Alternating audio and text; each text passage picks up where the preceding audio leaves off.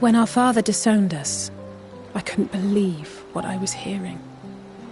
It wasn't until much later that his words began to sink in, that I began to feel the weight of what it meant.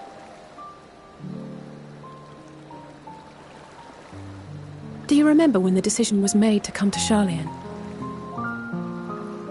Grahas said that the Forum was determined to keep us in the dark, and that Father's venomous performance was part of that strategy, to keep us at arm's length. Perhaps it was.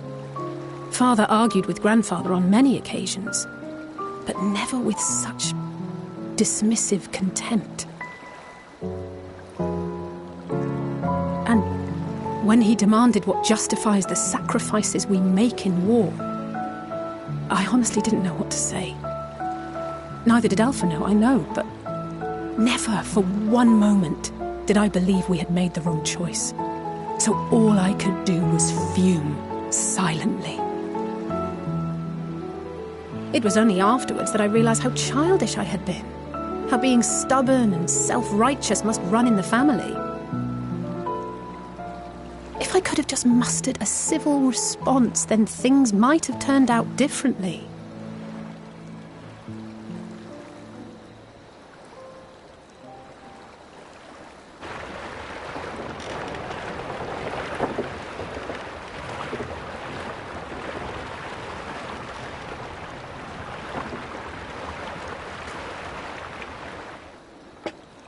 They must be ferrying goods to Labyrinthos.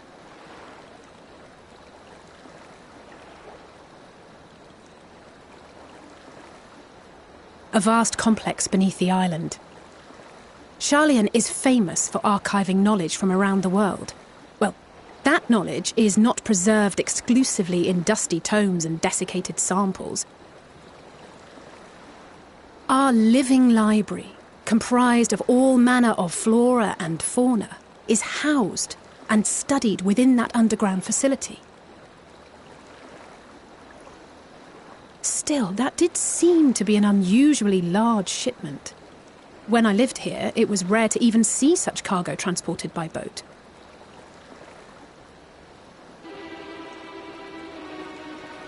Wait! Didn't you hear something in the last stand about the gleaners coming and going more than usual? Well, I think they're the ones we saw manning those boats. And gleaners answer to the Forum. If the appearance of the Telophoroi prompted this sudden burst of activity, then Labyrinthos may hold a clue as to what the Forum is planning.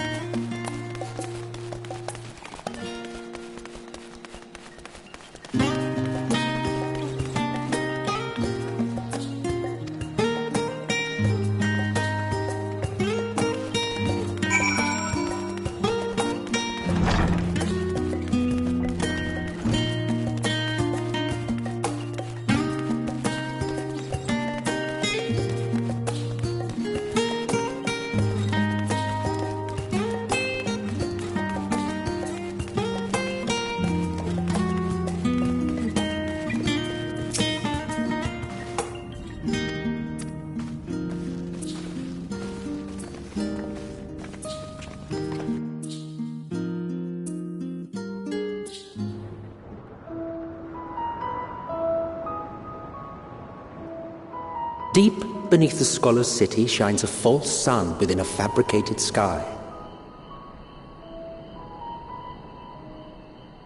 In any age exist those who consider the floor an extension of their bookshelves, and this vault's architects surely belonged to that special breed. If the stack grows too high, start a new one. If no room remains, then make more rooms. A simple solution at first, and then bit by bit, a profound transformation.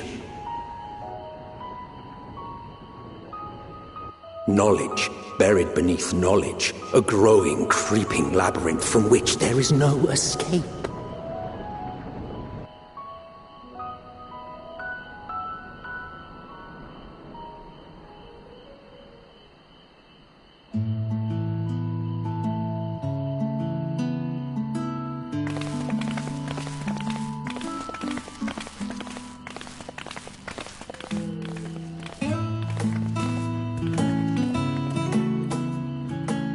Not what you expected. I must admit, the artifice is very convincing. But I assure you that we are beneath Sharlayan itself. The breeze you feel, the flowing waters you hear, all created by the hand of man. The island is volcanic, you see, and once upon a time this great hollow must have been a reservoir for magma. It was discovered some 400 years ago, at which point it was repurposed as a storage facility for scrolls and samples and such. Renovations have continued, with nigh on no interruption to this day, with the lower levels still undergoing expansion. Aren't those people gleaners?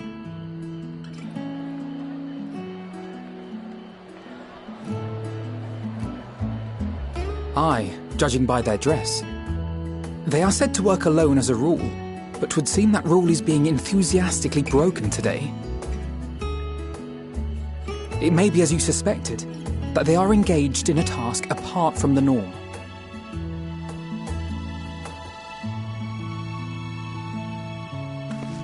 Let's spread out and get some answers then.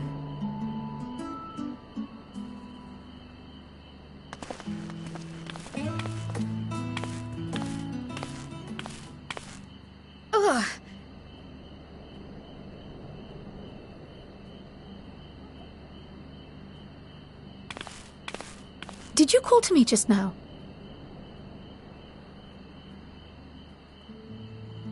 No. How odd.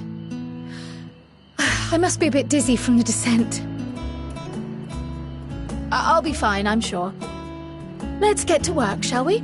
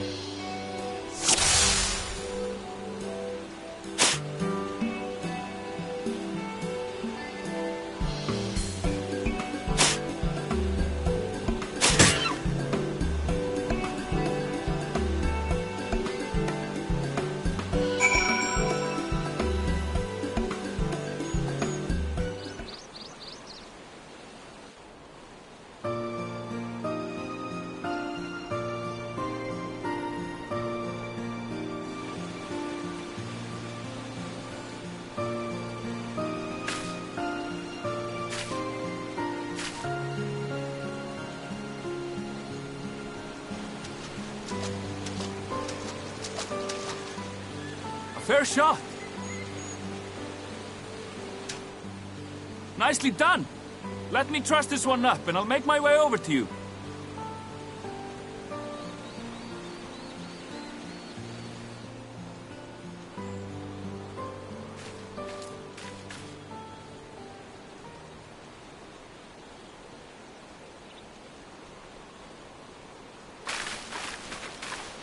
There you are. Any new revelations?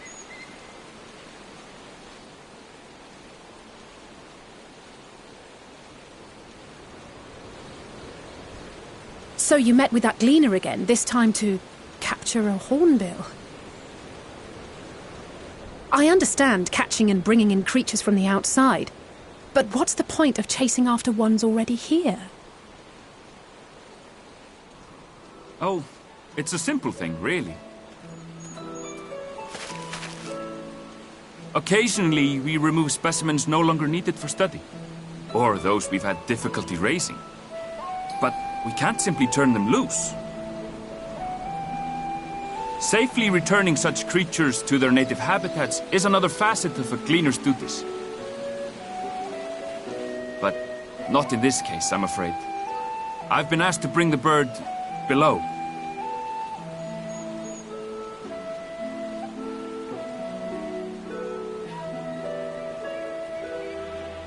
The restricted section in the lower levels of Labyrinthos. Open only to a select few researchers hand-picked by the Forum. The projects down there are the subject of rumor and hearsay. Forbidden magics. Advanced technologies that can never be allowed to fall into outside hands. Even Archons are not privy to the truth. Those who are, the researchers involved in this secretive work, are not permitted to walk freely in the city, and are instead required to live in isolated quarters. What could a facility subject to such strict security protocols possibly need with a hornbill? An experiment? Possibly. I wasn't afforded an explanation. But judging by the requisition list given to me and my colleagues, I doubt it's for any kind of advanced research. I'd be more inclined to believe we were making preparations to migrate to the south. Mericidia or thereabouts. What? Why would you say that? Much of the flora and fauna we were asked to procure could serve as reliable sources of sustenance. They're comparatively hardy species, too, able to endure harsh climates. And among them are specimens known to be effective in improving soil quality and purifying water. When you put it that way, migration does sound like a reasonable assumption. That's all it is, though. An assumption. Through our tasks, we gleaners glimpse only bits and pieces of the Forum's plans. Our prime concern is that our requisitions, be they living or otherwise, are properly preserved for the knowledge of future generations. Now, I really must be going. I regret that I cannot reward you as you deserve.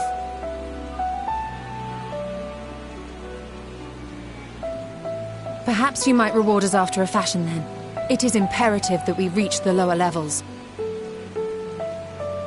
And seeing as you are already set to descend with your assigned cargo, mayhap we could accompany you as your assistants. I'm afraid that won't be possible. Once the animals have been prepared for transport, we send them down separately via the lift. I will, of course, follow after to make my report, but I can hardly pass you off as porters when there's nothing left to carry.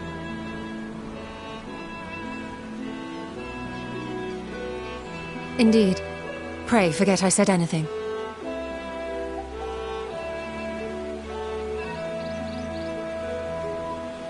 How do you feel about climbing?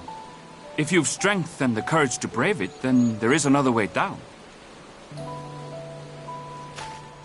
This path leads to the 33rd facet, a mine shaft excavated during one of our expansions of Labyrinthos. While I cannot guarantee that the passage is safe to traverse, it should provide access to the medial circuit below. I never even knew such a place existed. Thank you. This is the perfect solution. You're quite welcome, but consider yourselves warned. If the going proves too treacherous, you do well to turn back.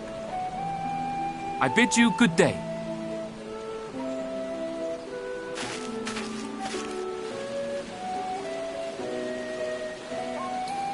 Well, turning back is hardly an option, not when we've come this far. Let's go and take a look at this mine shaft.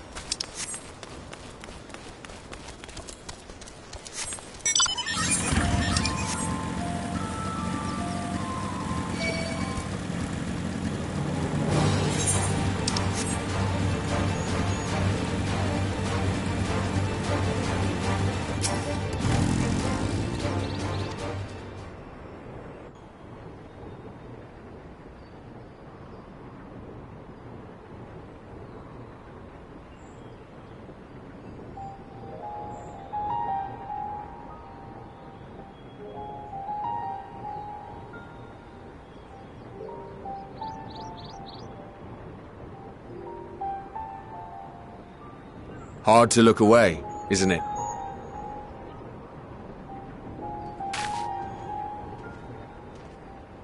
But they're more than pretty flowers. Heart blooms are attuned to ambient emotion.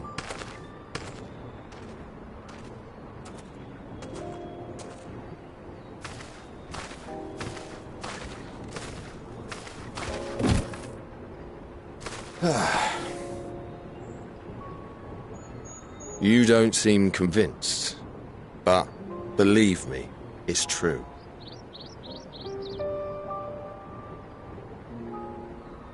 This ashen grey, for instance, it mirrors the anxiety and urgency of those working nearby as they rush to fulfill sudden orders. Intense feelings like those spur the petals to change colour. Bright glowing hues in the presence of joy, dark subdued shades for frustration or despair. Yet even with the collected wisdom of Sharlayan at our disposal, we've yet to identify the underlying principle of this empathic effect. And there are other mysteries besides. Although the flower is extraordinarily long-lived, its low reproductive rate has made it difficult to find younger populations growing in the wild.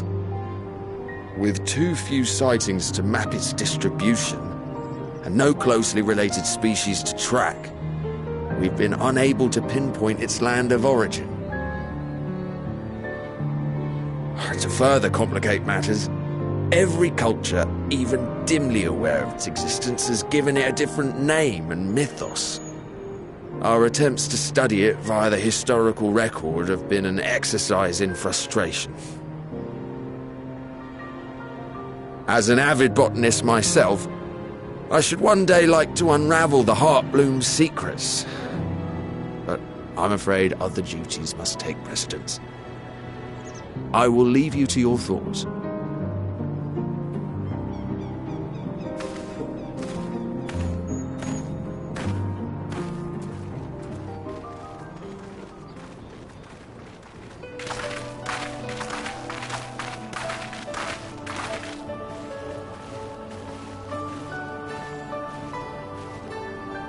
Have you learned aught of interest?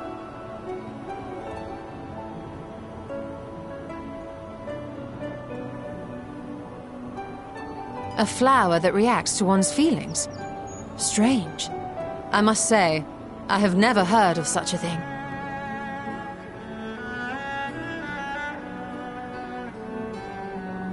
This is all very fascinating. But as it stands, we've failed to gain any significant insight into the Forum's undertaking. Indeed.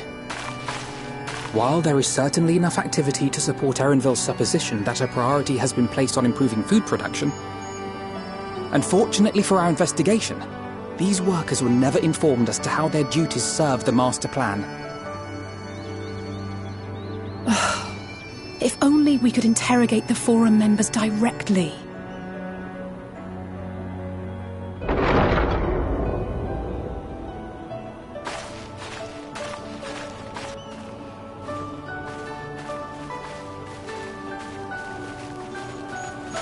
Isn't that the entrance to the Archaeum?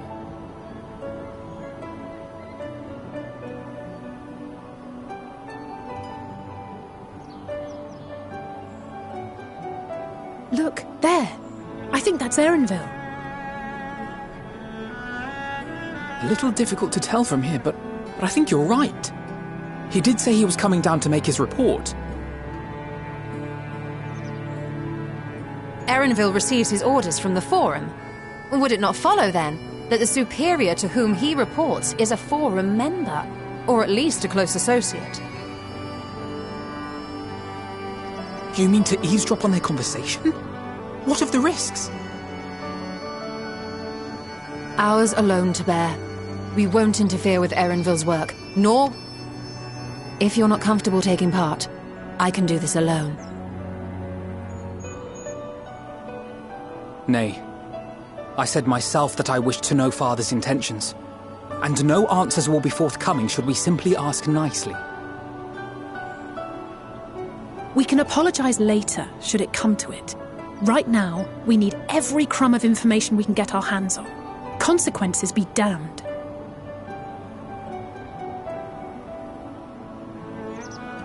It might be best if you came along as well. In fact, we should all...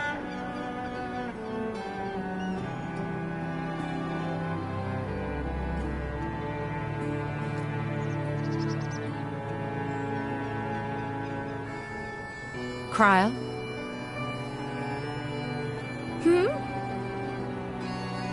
Oh, yes.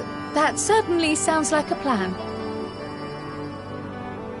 I'm glad you agree.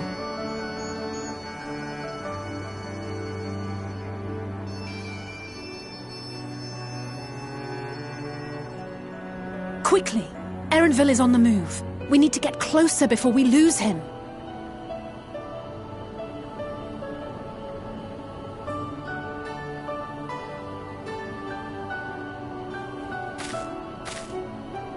Almost. I can almost reach you.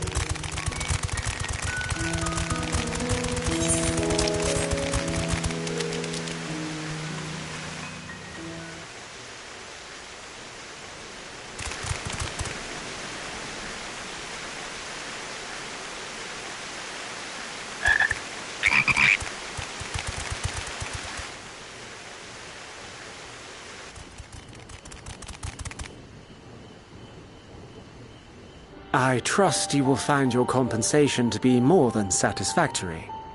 We wish to make clear that we are pleased with the efficiency and thoroughness of your work. So much so that we have come bearing new tasks in need of your competent hand.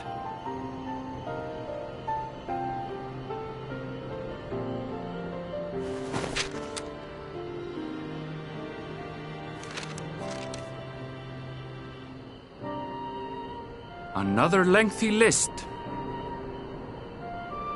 If I may speak frankly, the Gleaners have been pushed to the point of collapse by your unending demands. We are not familiars to be exploited.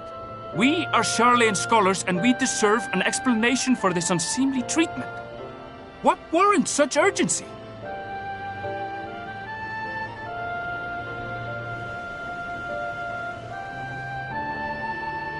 In an age long past, Sharlayan was charged with a momentous duty. And now that word of the final days hangs heavy in the air, the time has come for us to fulfill that charge. I can say no more, but I promise you this. All will be revealed in due course.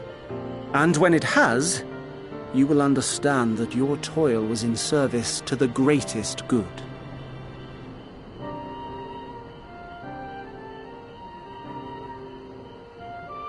Then I will do your bidding. For now. But unless you wish the Gleaners to rise up in protest, I advise you to offer tangible improvements for our working conditions. Your promised revelation does nothing to address present circumstances. A fair point. Your concerns will be conveyed to the Forum.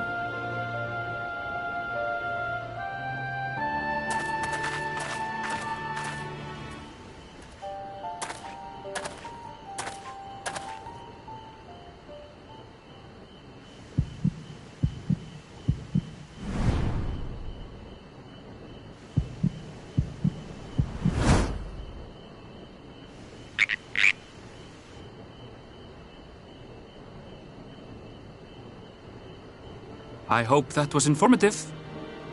You may consider my debt to you repaid in full. While I do have my reservations about the Forum, I want to believe that they have our best interests at heart. Which is why I'm reassured that you're busy sniffing out the truth of things. We can ill afford to place all our eggs in one basket, this master plan of theirs, without first understanding the risks involved.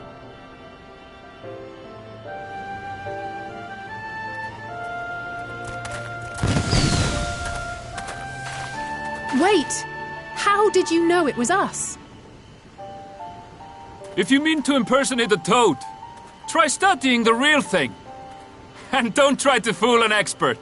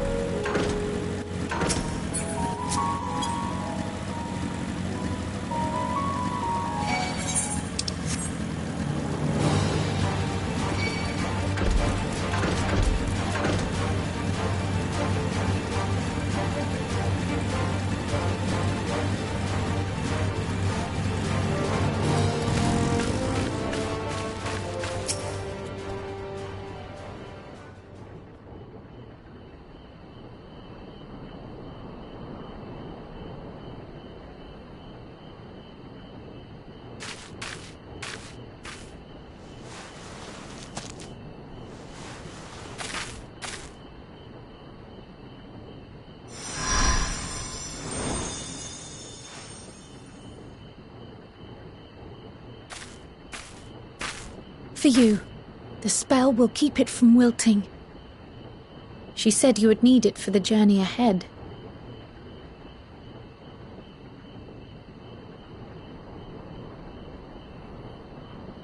Will you speak with her now? I cannot hope to match Minfilia's clarity, of course, but...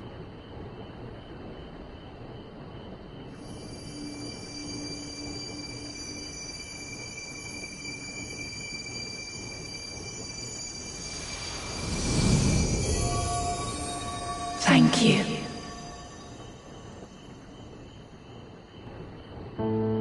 Do not worry.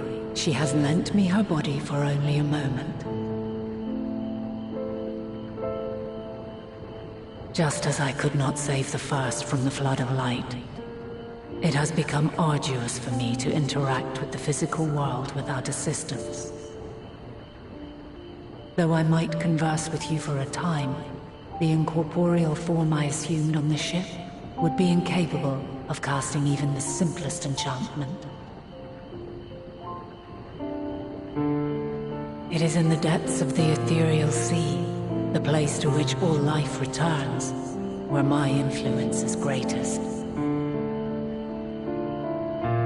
After Minfilia's sacrifice on the first, it was to the sea, here in the source, where I ferried her soul. I wished that gentle spirit to find rest in the world she loved so well. Her, and another who may yet have a part to play, though that will depend on you. Take the flower, walk free, for you are free to go where you wish, to believe what you will.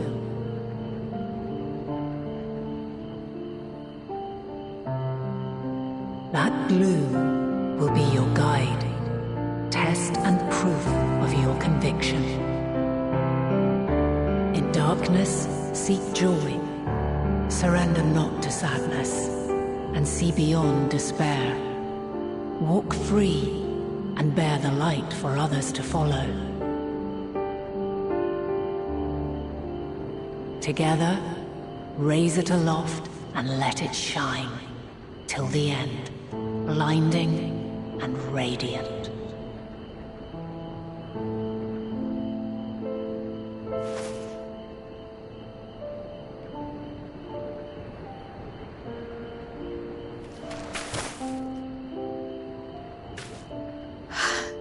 That was all too brief.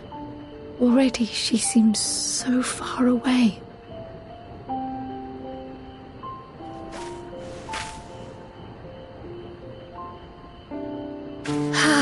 My apologies if I startled you.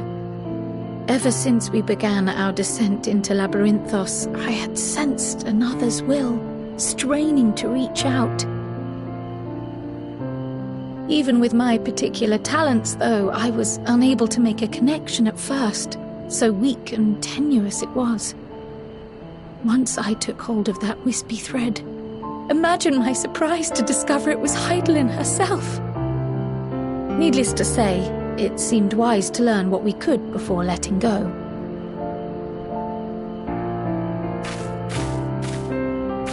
Her answers were more cryptic than I would have liked, but at least she left us with a guide of sorts, that unusual flower.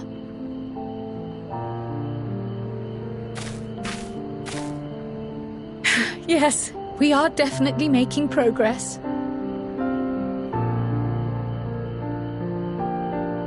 You can't be serious! We've done nothing wrong!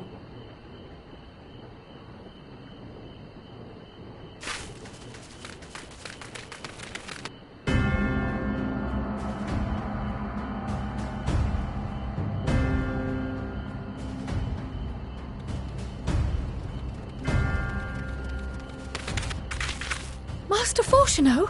What business has the Forum with us? Obstruction and suppression, apparently. Mistress Baldessian, our records show you facilitated the Scions' entrance into Sharlayan by claiming them as assistants for your organization. We are aware of your investigations. After alerting the major institutions to the presence of potential troublemakers, we received word from an Archean custodian. A group operating under the auspices of the students, skulking about Labyrinthos and engaging in clandestine behavior. Clandestine? We may not have entered Sharlayan as scions, but we did naught to conceal our identities. Our only purpose in this city is to seek the truth. I can think of no reason why our actions should warrant the Forum's intervention. 'Tis not our way to discourage the pursuit of knowledge, but the timing of such pursuits must be considered, not to mention their potential impact. With the world in chaos, we, the true caretakers of wisdom, have committed ourselves to an undertaking that demands the utmost discretion. And we will not risk its success by turning a blind eye to disruptive foreign elements in our midst.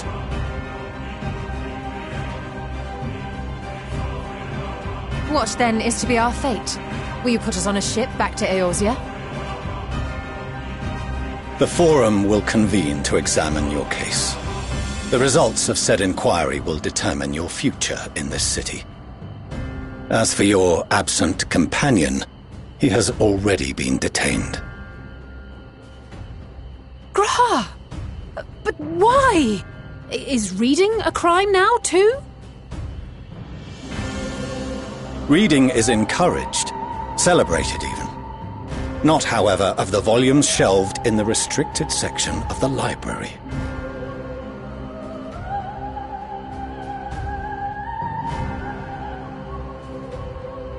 Refusing to comply will only make matters worse. Let us instead treat this as an opportunity to open a dialogue with the Forum.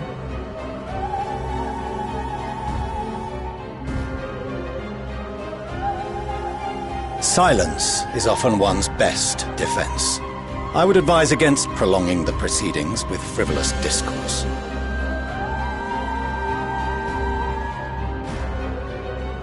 But enough. This is not the place for debate. The rostra await.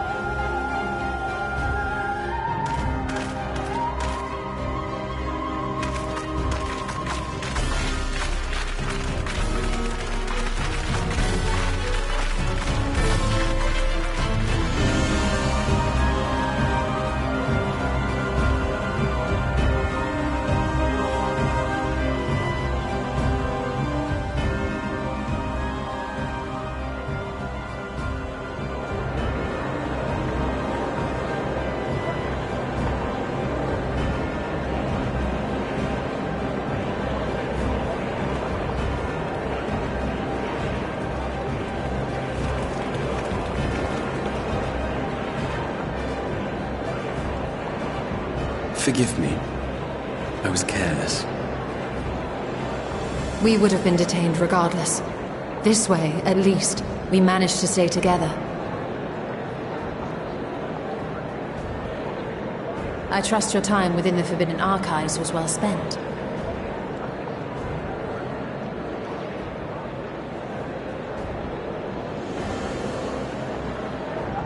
The Forum will come to order!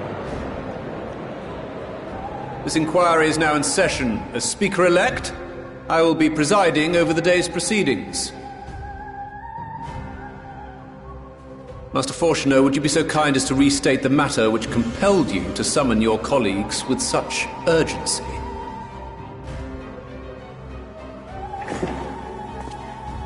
As you are all aware, we recently denied Eorzea's request for Sharlayan assistance. Since then, certain individuals dissatisfied with our decision have taken it upon themselves to interfere with our work. They entered our nation masquerading as associates of the students of Baldessian.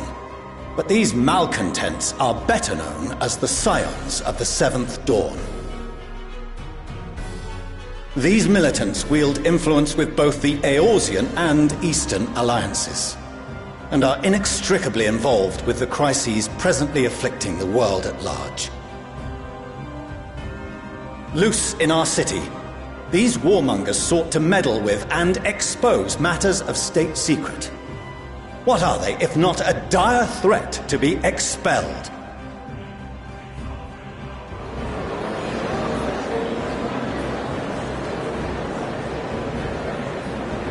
You have tarnished the good name of the students. Galuf would be ashamed.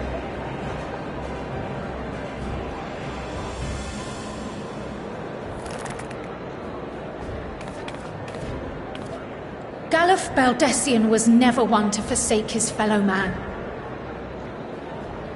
Even if this nation closed every door and retreated from the world, he would have found a way to help the Scions, help every soul of this star fight back against the coming doom.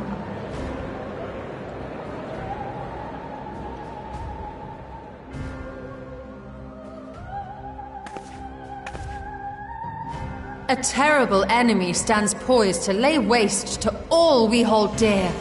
In the face of such madness, Eorzea reached out to Sharlayan, a respected ally, in the hopes of forming a united front. Was your curt dismissal truly the best you could offer? Or are you so preoccupied with your momentous duty of an age-long past that even the end of the world is unworthy of your attention?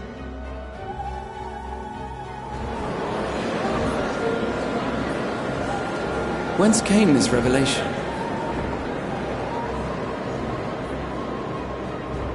From the mouth of a forum member within fortuitous earshot. Then it seems your findings support my own.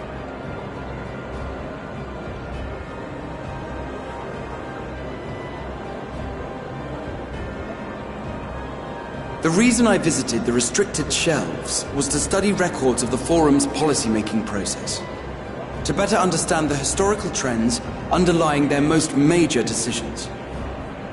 At first glance, the positions of neutrality in war and the accumulation of knowledge above all else appear constant and consistent, the unchanging pillars of Sharlayan society. And once upon a time, I might have left it at that. These days, however, I am more attuned to the subtleties of governance, and so I noticed something odd.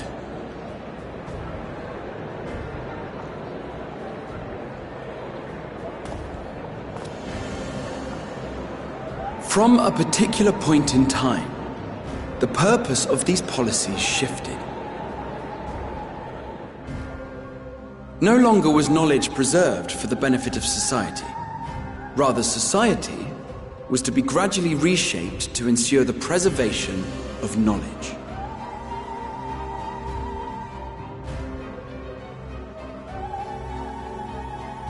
The most conspicuous and telling change was the one which befell Labyrinthos. Once little more than an oversized storehouse, an enormous allocation of funds saw it transformed into an advanced research and archival facility. I also discovered a fascinating account on the finances of our Dravanian colony. The settlement attracted students from far and wide, and the connections and tuition fees thus acquired were funneled into further improvements for the archives. Now, there is no question that our nation's progress is tied to the acquisition of wisdom. Nevertheless, the vast resources diverted for this purpose borders on the obscene. But returning to the matter of when, our change in course appears to have been made some 270 years ago. The very same period when Sharlayan scholars in the hinterlands began a formal study of the ethereal sea. You found something, did you not? And whatever it was, gave rise to your oh-so-important duty. Mind your tongue, Archon. If you had seen...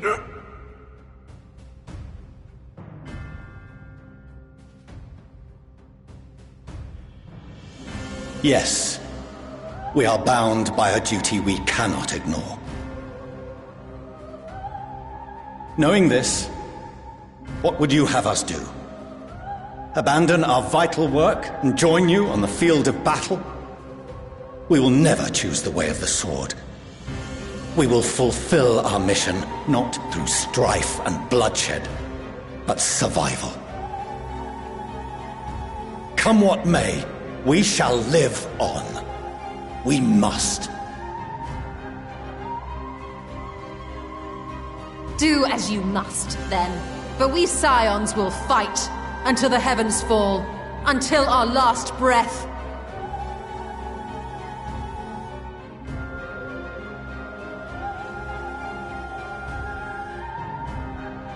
Such misguided zeal.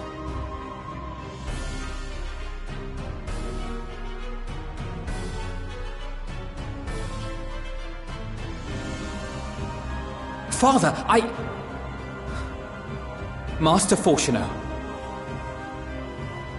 I fail to understand the stance you have elected to take. But by the same token, I have yet to find a compelling argument to counter the challenge you put to us in Gridania.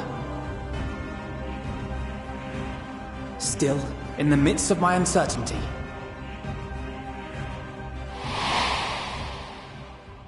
I must trust in myself to do what is right, as others have chosen to trust in me.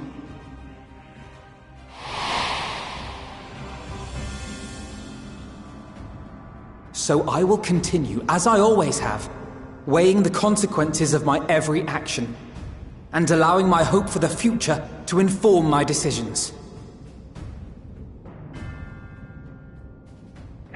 That's quite enough. Have you all forgotten the reason for this assembly? Skolok Monteshane. He's the head of the Studium and an old friend of my grandfather's. Honestly, every discussion devolves into some interminable debate. Terrible habit. Let's return to the topic at hand, By their own admission, these Scions have resolved to fight alongside the Eorzean nations against the doom which swift approaches. But there exists no evidence of an attempt to incite our citizens to do the same. Furthermore, while our decision may well have been the correct one, we cannot simply bull our way through these disagreements without inviting doubts or objections. Put yourselves in their place. Who among you would leave a tome unopened if an elder forbid you read it with no reason given? Now, if we're to quell further discontent, then we must conclude this matter with a fair and even hand.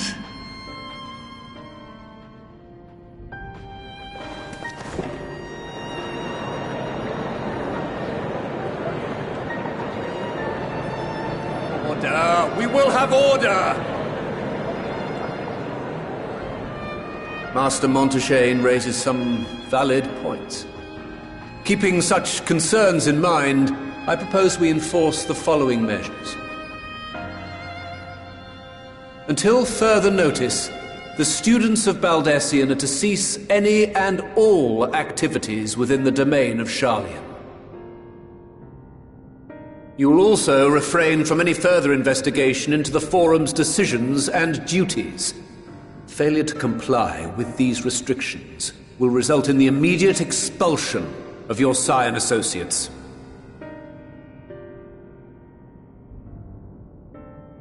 Let us put this judgment to a vote. All in favor, raise your hand.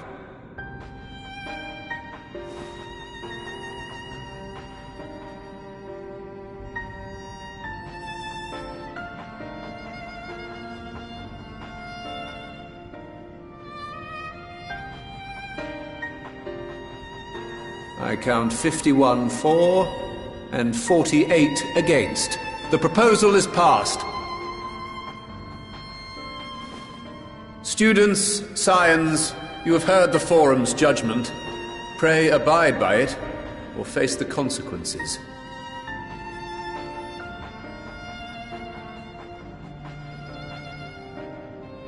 Honored members, I thank you for your time. This inquiry is concluded.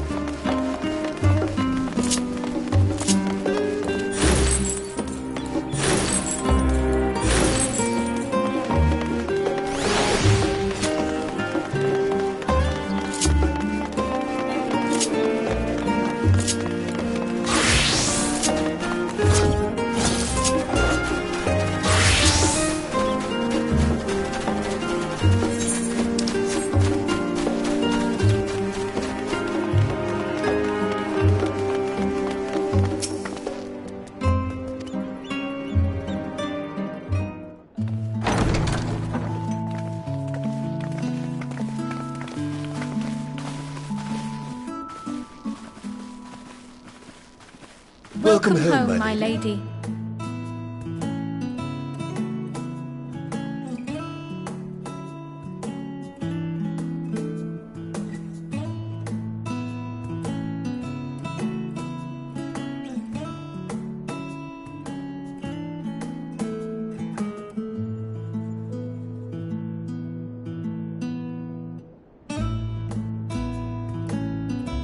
What? What are you gawping at?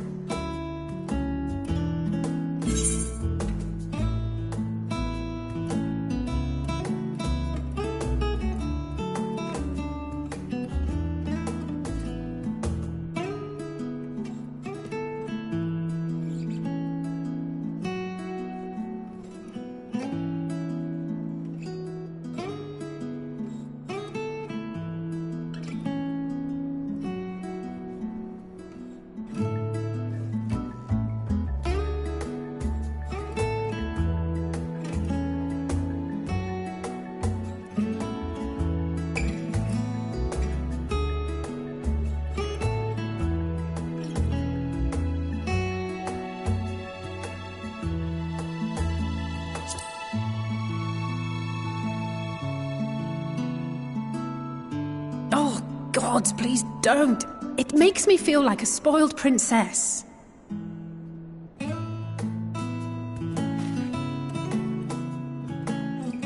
Lord Fortuneau is not to hear of this visit. And I should also like the children to have their gifts, ere my husband makes his return. As you wish, my lady.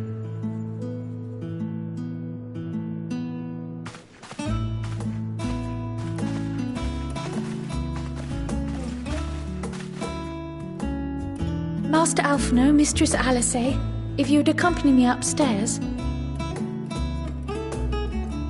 We shan't be long.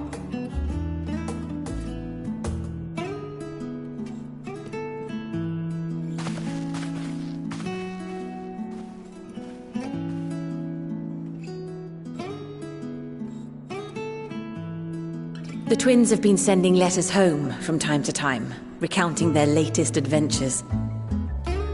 I am sure they withhold certain details, of course, if only to keep me from worrying. Yet a mother worries all the same. In the early days especially, I tried to support them as best I could, sending the Scion's coin and other such donations. Fortunately, they have found the strength to overcome adversity time and time again. Their words grow more confident with every letter, their depictions more vivid. The triumphs and defeats, the joys and sorrows. It is clear that they have come to find value in every experience. But of those they treasure most, it would seem that meeting you might be the most impactful. Why, since that fateful day, I do believe there has not been a single missive in which you were not mentioned by name.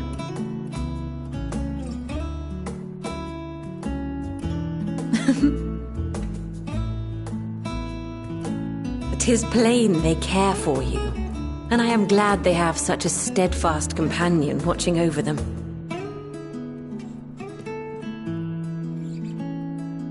Under normal circumstances, I would offer you tea, but alas, these are anything but.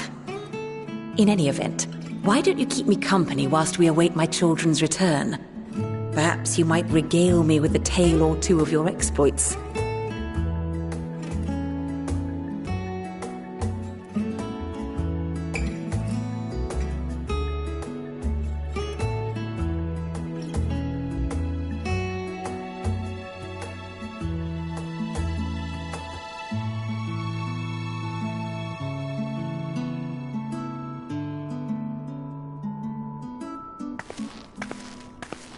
When you mentioned gifts, I wasn't sure what to expect. Mother, Oh, look how well it fits you. And the style is to your liking?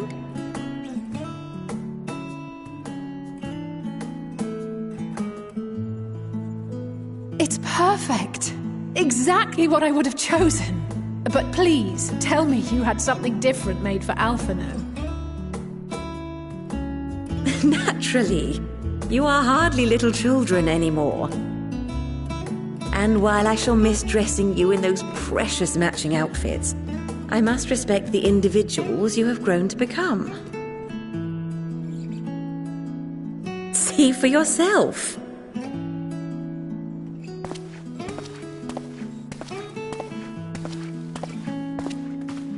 Thank thank you for the splendid clothes, Mother. Stylish, comfortable, and eminently practical. I am so glad you like them. They are, however, missing one final touch.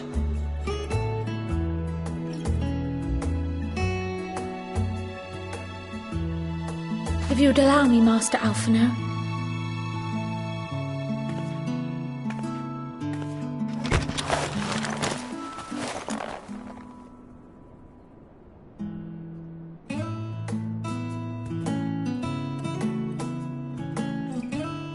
Wait. Are these... A sage's tools of the trade. They belonged to your father.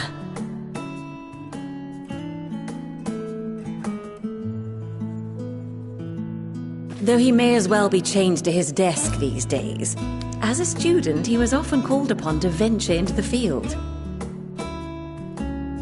He wielded those armaments, both to heal and to harm in no few battles. None so fierce as those you two have braved, perhaps, but battles nonetheless. Thus did I pull them out of storage, to show you that he was not always the man who stands in vehement opposition to you now. And also because it would be a terrible waste of ridiculously expensive House Leveilleur commissioned artistry.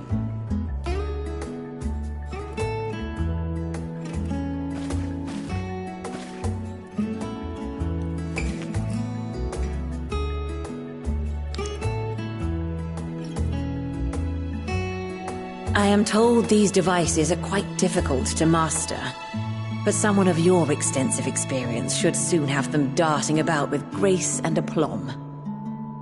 May the wisdom in that crystal serve you well. And please, try to find common ground with your father, that you might come and go without need for this awful subterfuge.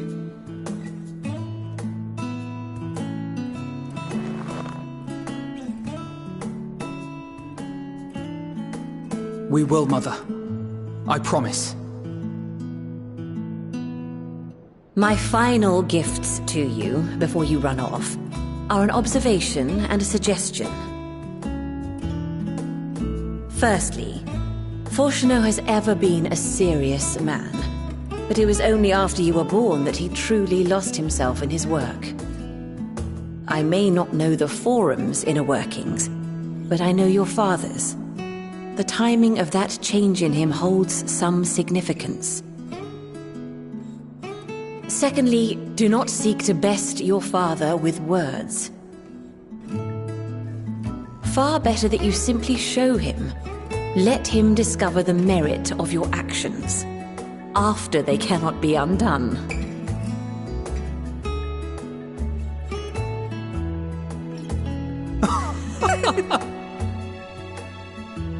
Oh, Mother. We shall take your wisdom to heart. Thank you again for these gifts, and farewell for now. Safe travels, my children. Eat well, stay warm, and keep your friends close.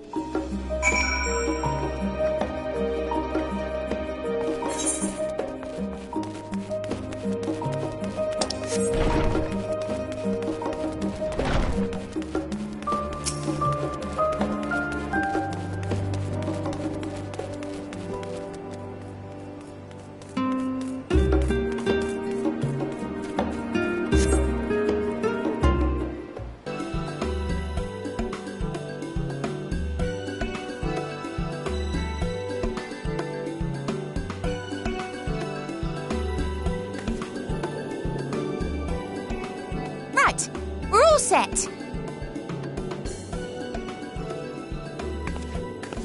Just the 4 of you, was it? 3. I'm already attuned to the crystal in Ffxiv. You are? Oh.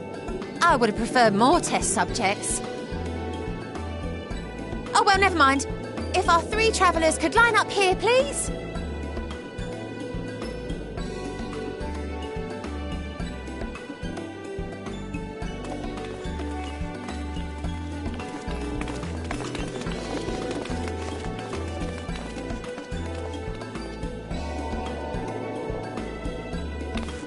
Yes, right there is fine. Take a deep breath, and I'll soon have you soaring through the ether.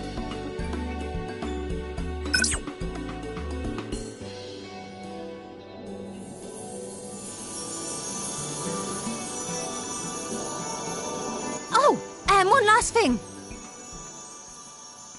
You might experience a teensy-weensy touch of violent ethereal sickness. Good luck! What?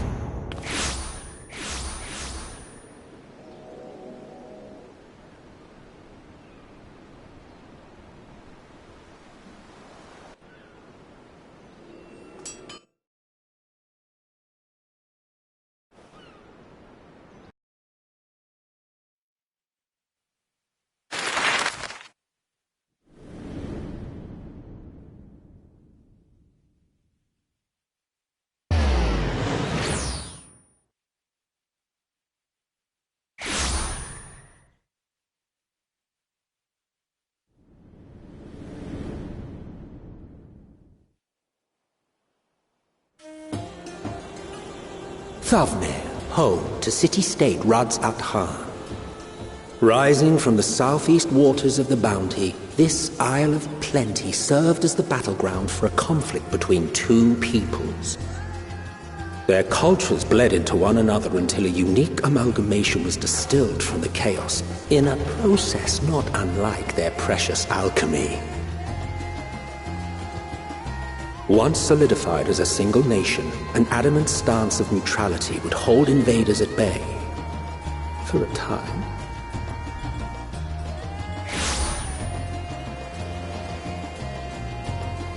Now across this vibrant isle creeps a fog of malice. What choice do you have?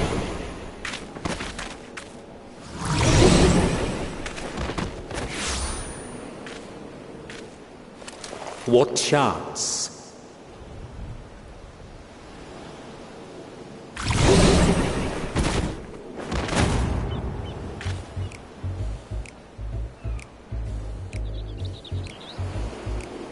Against such an insidious foe.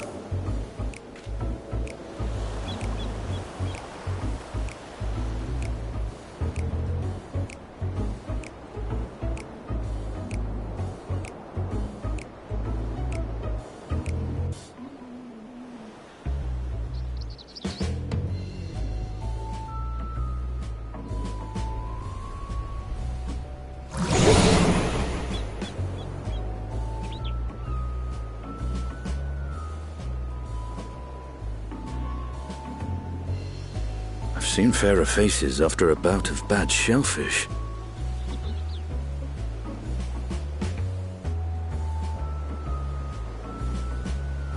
Let me bring you something to drink. That should help settle your bellies.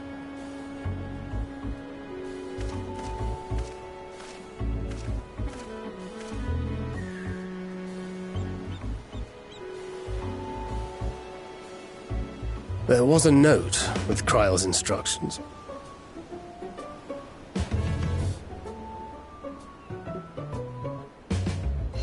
Don't let Estinian roam the markets alone.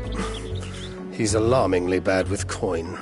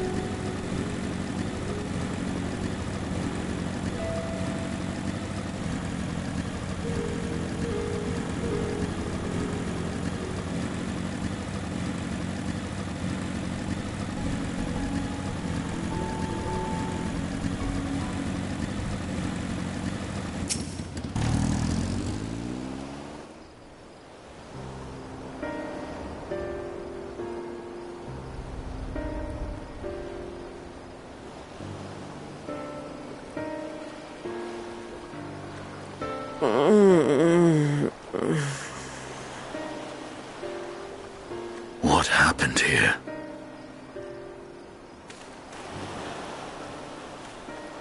Their dress marks them as alchemists. I see no evidence of injury or poison.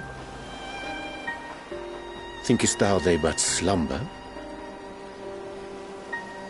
I believe so. Whether it is by choice is another question entirely.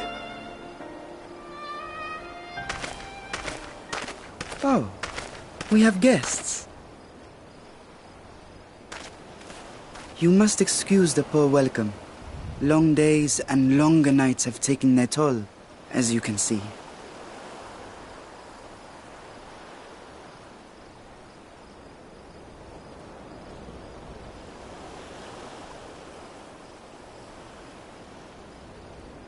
I am Vashan, servant to the satrap. My task was, in fact, to wake these good men and women, if you will allow.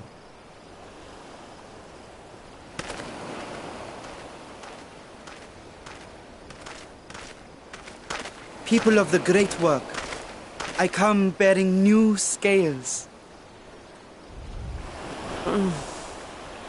Scales? We have new scales?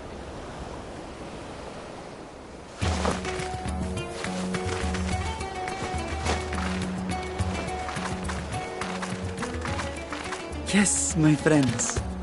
Gather round. I have them right here.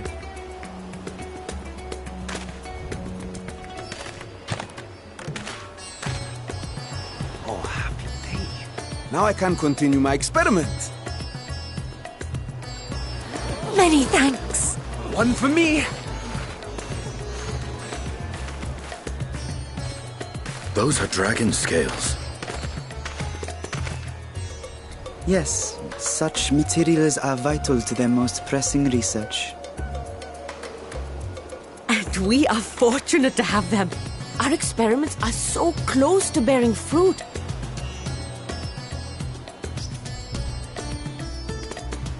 Soon we will have a talisman capable of nullifying the etheric emissions from that accursed tower. Did I say something wrong? Are you not here with Varshan? Wait, who are you people?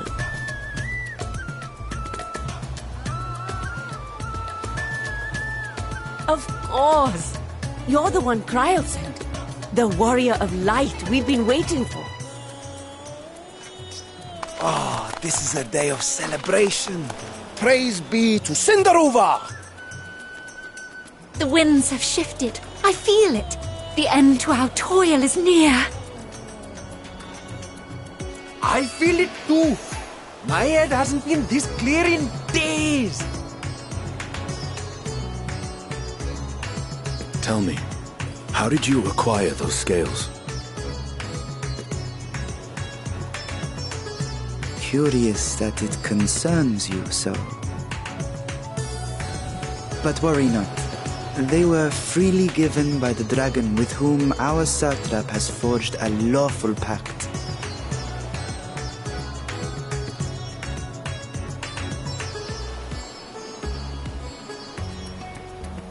That is well.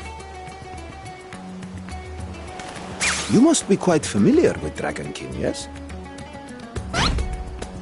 Is this their congealed blood I see on your weapon? Speaking of dragon blood, you yourself have been infused with it, have you not? I should like to draw a file or two, if so. Now, see here. Come along, come along. I must insist that you visit our laboratory. Cease your shoving, or so help me.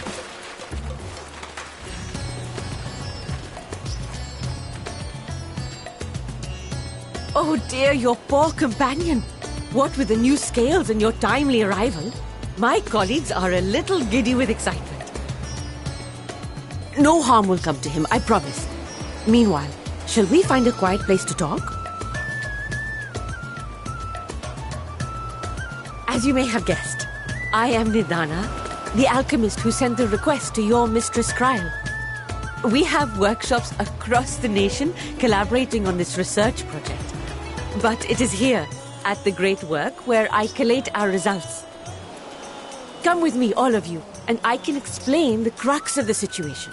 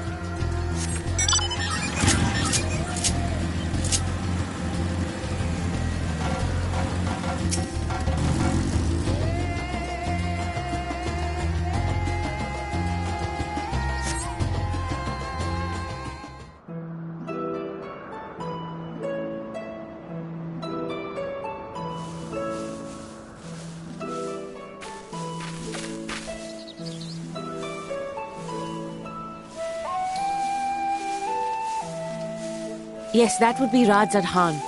Hardly anyone has been allowed in or out since our troubles with the tower began.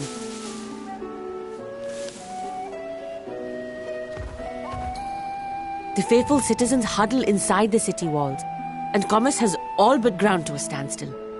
I pity the satrap, the trials he must be facing.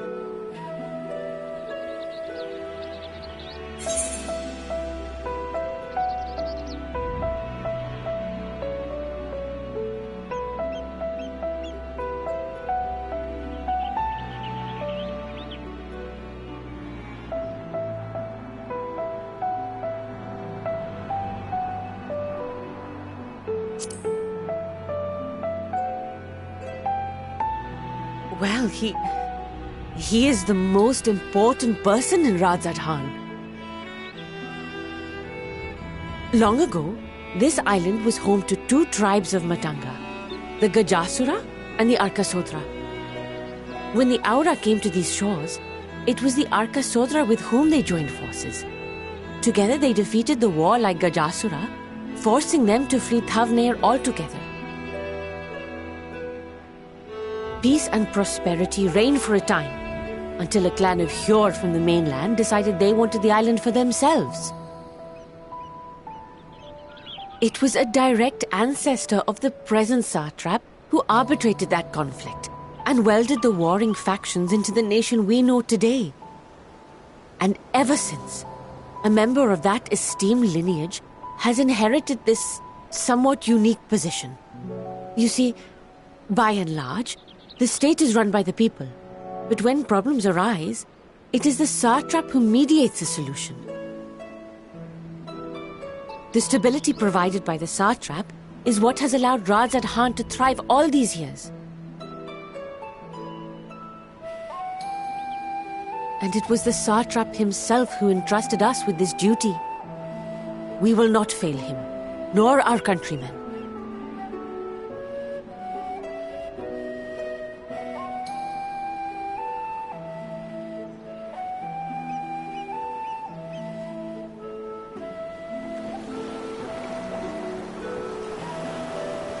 What is the delay with the vessel? I told you I need to adjust those ratios.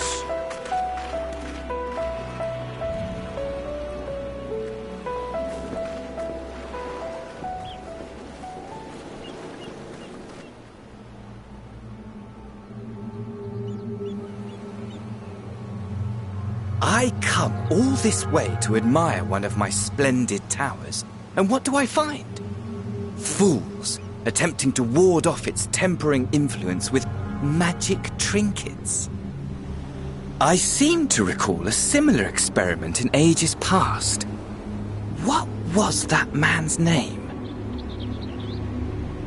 Oh, something. Owen? Another body, another time. Who could be expected to remember every trivial detail? Allowing them to construct such handy talismans would be counterproductive to my plans. And yet, I find myself deathly curious. How will they manage this feat with the limited knowledge and resources at their disposal? Complications be damned. For we cannot escape the nature of our souls. And I, as ever, am my own worst enemy.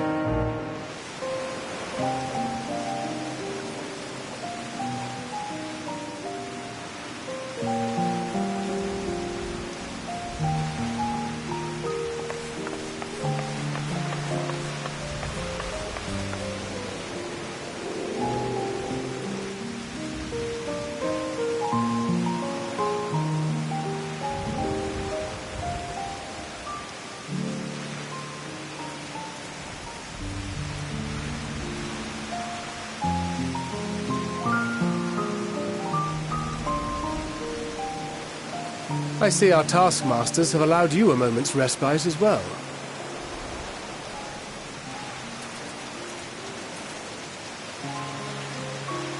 You have to hand it to these alchemists. They are determined to see this endeavor of theirs succeed.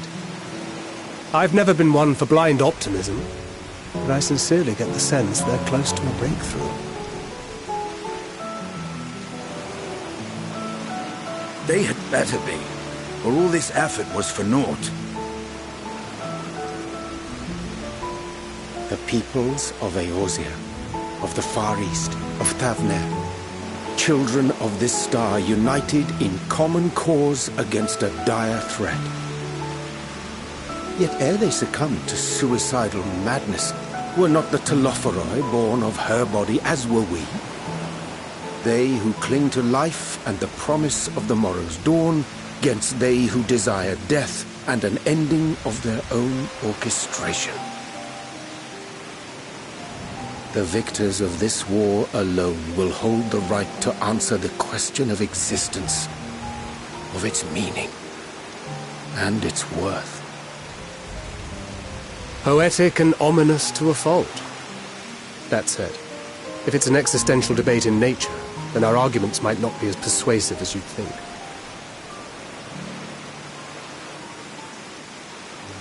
Fandaniel wants to die and take everyone with him in an orgy of pain and suffering. An utterly vile and unforgivable idea. And yet, when spat upon by fate and wailing in the deepest pit of despair, who among us can say they have not entertained similar thoughts? There are nights black as pitch, bereft of hope, and no words of comfort can reach you. And it's all you can do to grit your teeth and choke back the bile. The more you see and suffer life's injustices, the more difficult they become to bear. Vengeance is nurtured in similar soil. Though your anger has a broader focus, the sentiment is much the same. A fervent desire to destroy others, to see them drown in torment, as you have. That about sums it up. The will to endure is not always as strong as the urge to burn it all down and salt the earth. Survival be damned. It's a struggle, often close and brutal. Indeed. Well, I, for one, shall pray survival proveth more appealing in the end. As will I. Besides, our chances are much improved when we've the company of others committed to the cause of life. Our vengeful dragoon here is proof of that.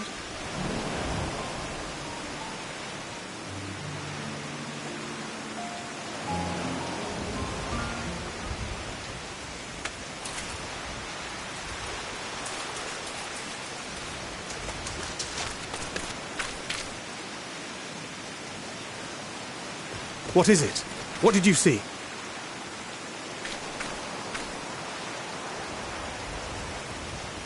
Fandaniel, are you sure? If he knows we've been working on a countermeasure. It holds. The vessel holds! This is the one! At long last!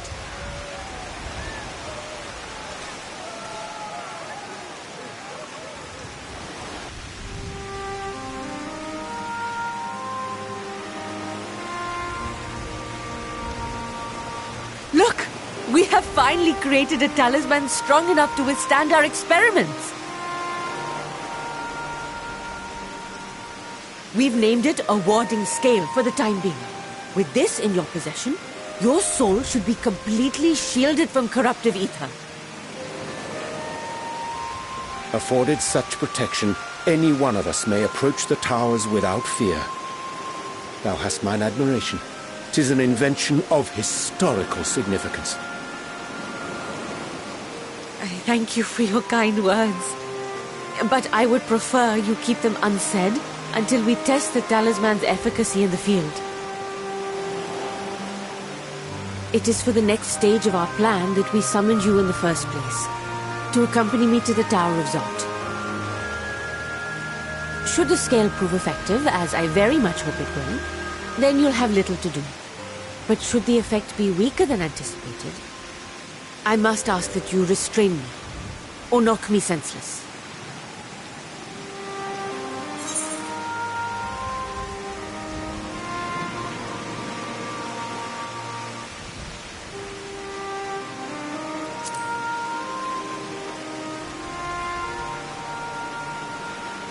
Either way, we are fortunate to have you with us.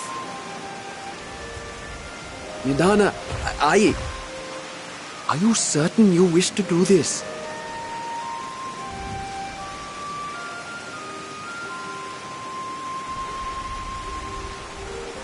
If others are to trust our creations, then we must have faith in them first. And as the senior researcher, it falls to me to lead by example. But should I fail to return, then learn what you can from this attempt and apply it to the next. Our work must continue. Is that clear?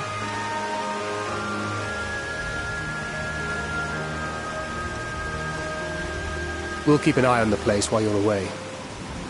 Assuming Fandaniel is lurking about, there's no telling what mischief he has in mind for us, or you. Be on your guard.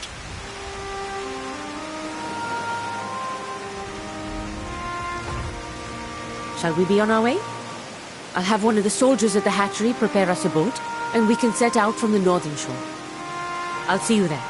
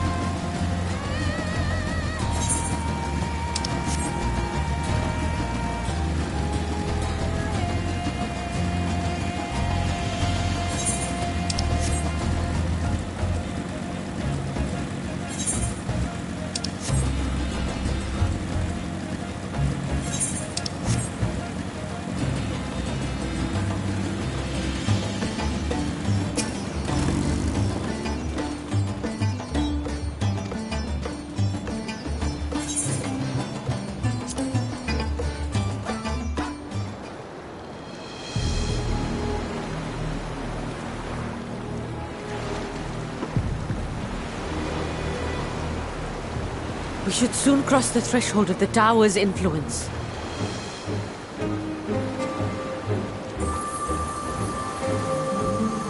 Any moment now.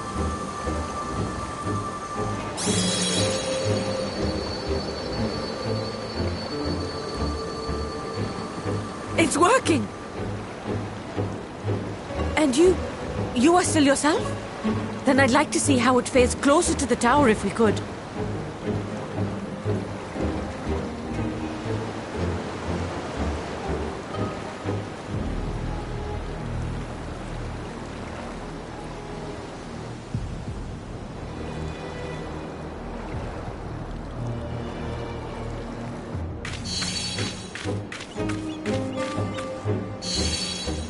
So far, so good. The scale's protection appears to be holding. If we can just make it to the tower's entrance.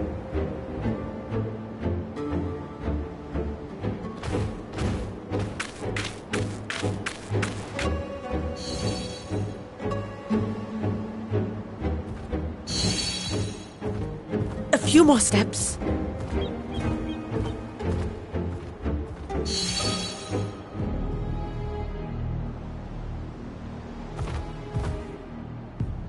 Praise be to the sisters, we made it! And the scale has proven itself to be everything we hoped it would be. Now we can focus on production. Once we've equipped and returned with an entire survey team, this menace will soon give up its secrets.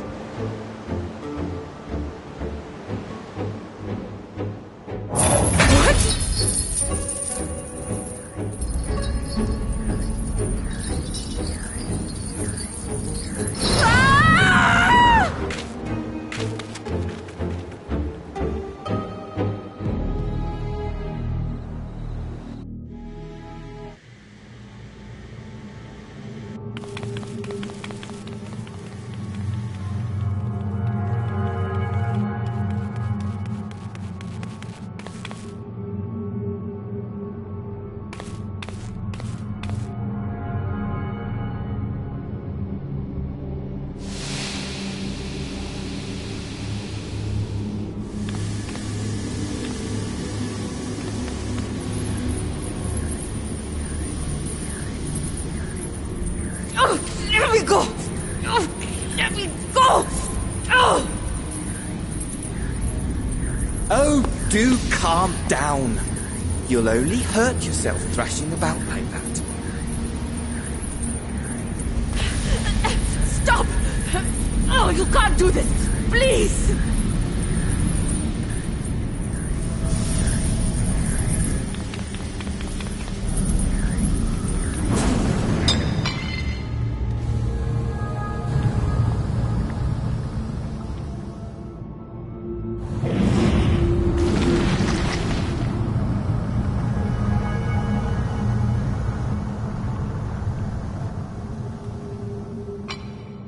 A little late for heroics, I'm afraid.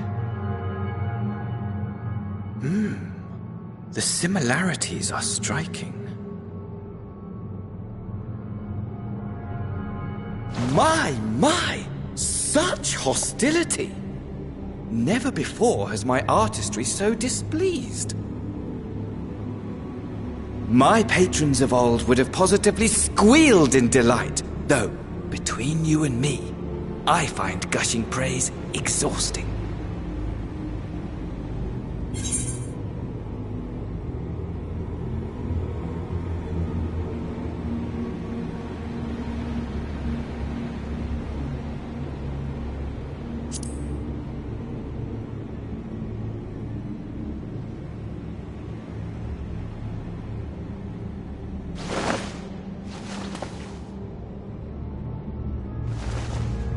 Allow me to tell you a story.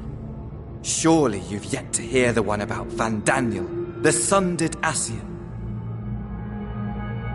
I inherited the position and the soul of the Van Daniel who sat on the convocation in the time of the final days, theoretically speaking.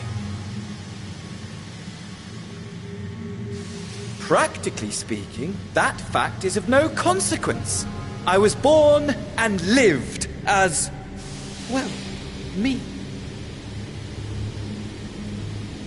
Eventually, I was recruited into the Ascians and imbued with the former Van Daniel's knowledge and memories, but I never felt that they were truly a part of who I am.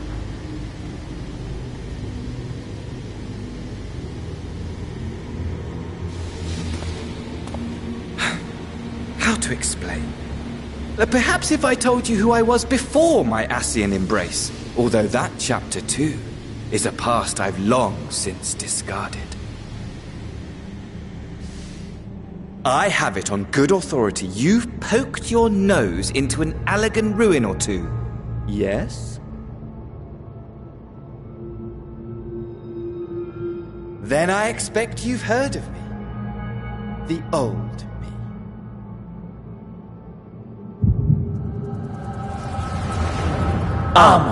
At your service.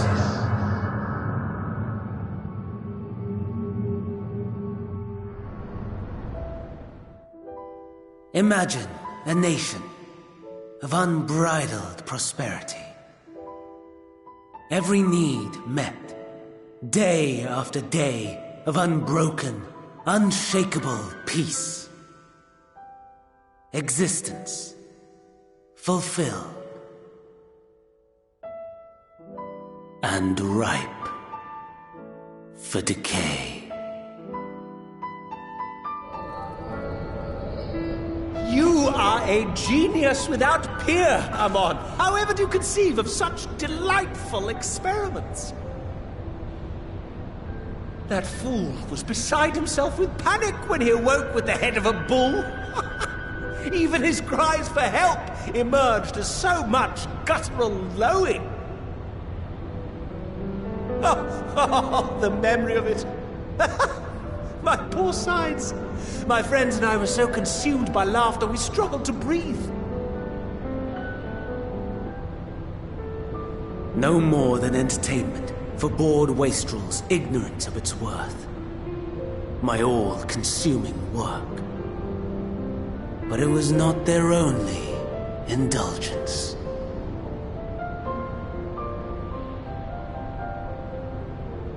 For they were ever hungry for stimulation. Slaves to the slightest hint that amusement was afoot. Our nation was ailing, but I would see the poison purged. I resurrected a legend, our first and greatest emperor.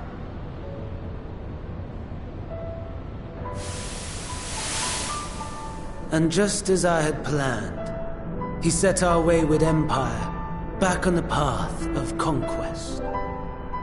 An inexhaustible ambition carried us onwards, always onwards.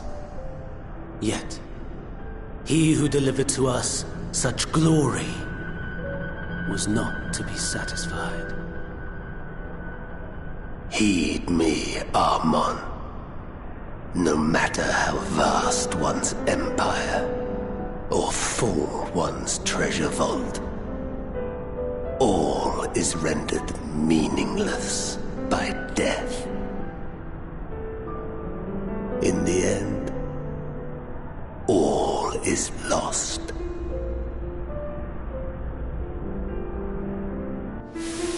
You know as well as I that the Emperor stands to lose this war, and so I have come to claim you. For while your methods leave something to be desired, we cannot deny the results of your work. And as fortune would have it, the seat of Fandaniel, your rightful seat, lies vacant and waiting. Take your place amongst your peers, rather than die a pointless death amidst the ashes of your doomed nation.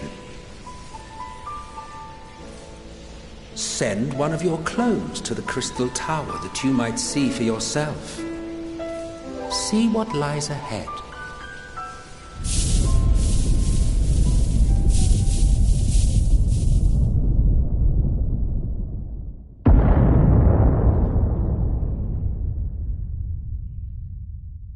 The fall of the Empire affirmed the truth, majestic and tragic, as the Emperor foresaw. Scheme as you like, build as you will, nothing endures. What is life but a brief jaunt ending in emptiness?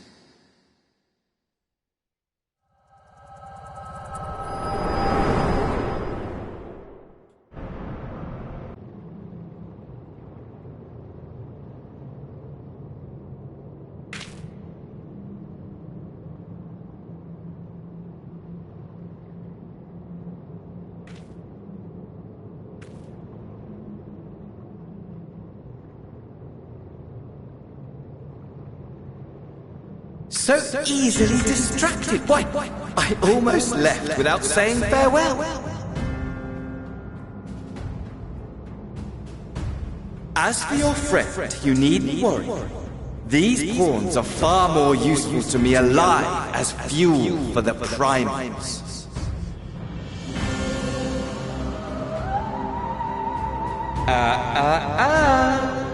If you attempt to pull them free, they will die. So, enjoy tackling that conundrum with your comrades.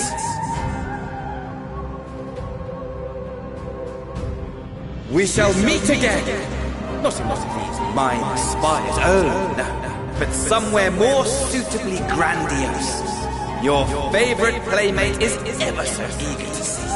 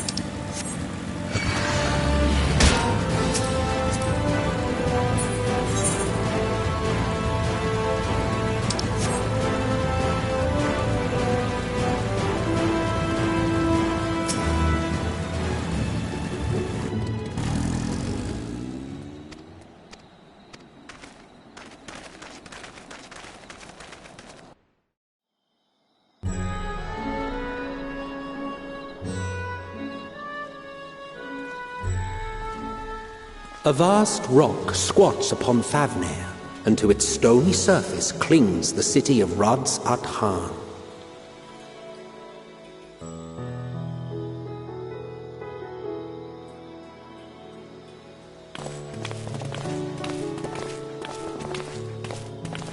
Ye who enter here are subject to the scrutiny of gods, the gate's most watchful eye. The orb which beholdeth the truth of all things.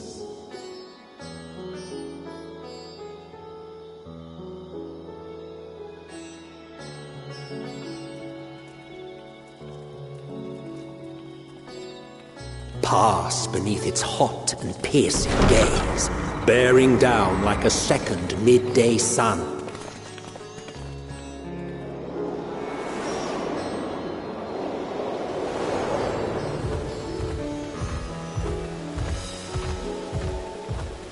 The fragrant haze, a mixture of sweet incense and acrid smoke. The cries of merchants mingled here with lively melodies accented by dancers' feet. Travelers seduced by vivid sound and colors were once swallowed up by patchwork streets.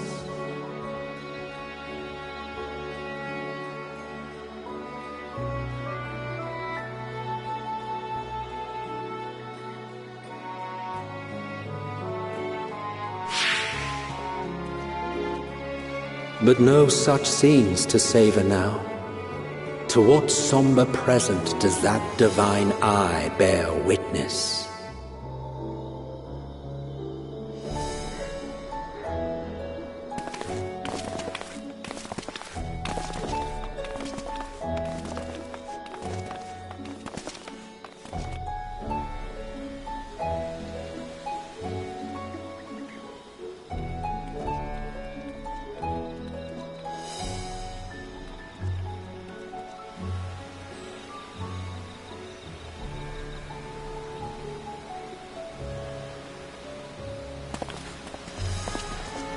Here we are, Megaduta.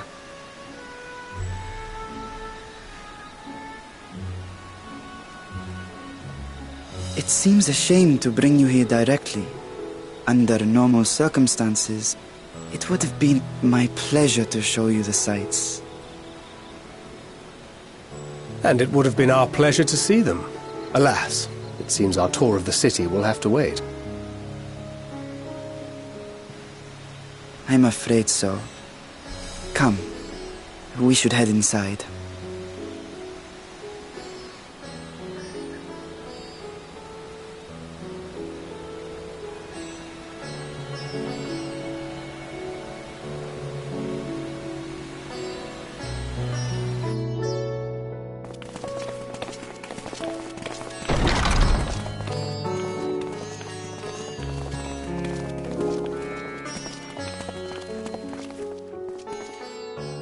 Your Excellency, may I present our honored visitors?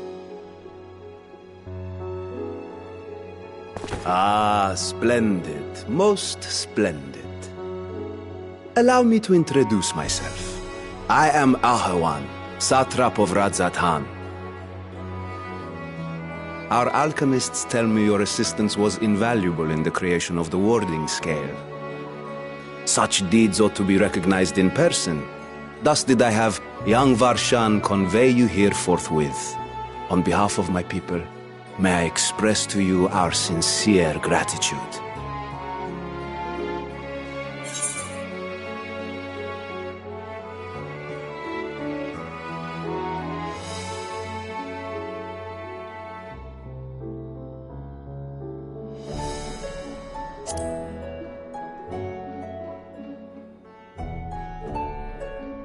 A regrettable incident indeed. Her colleagues insist that we honor her wishes and trust in the talisman, that it will be instrumental in saving Nidana and the others. I am eager to hear your opinion on the matter, so let us not stand on ceremony. Come, sit. I think not. This charade has gone on long enough. Show yourself. Forgive me, but were you expecting musicians, perhaps? There are no performers waiting in the wings at present, but arrangements could be made if you'd prefer. Nay, he hath the right of it. The time for artifice is past. Raise the curtain. As you wish.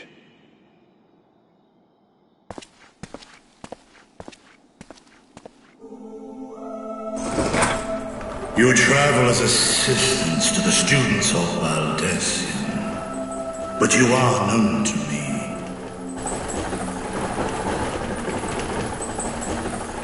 Even here have we heard of the scions of the Seventh Dawn.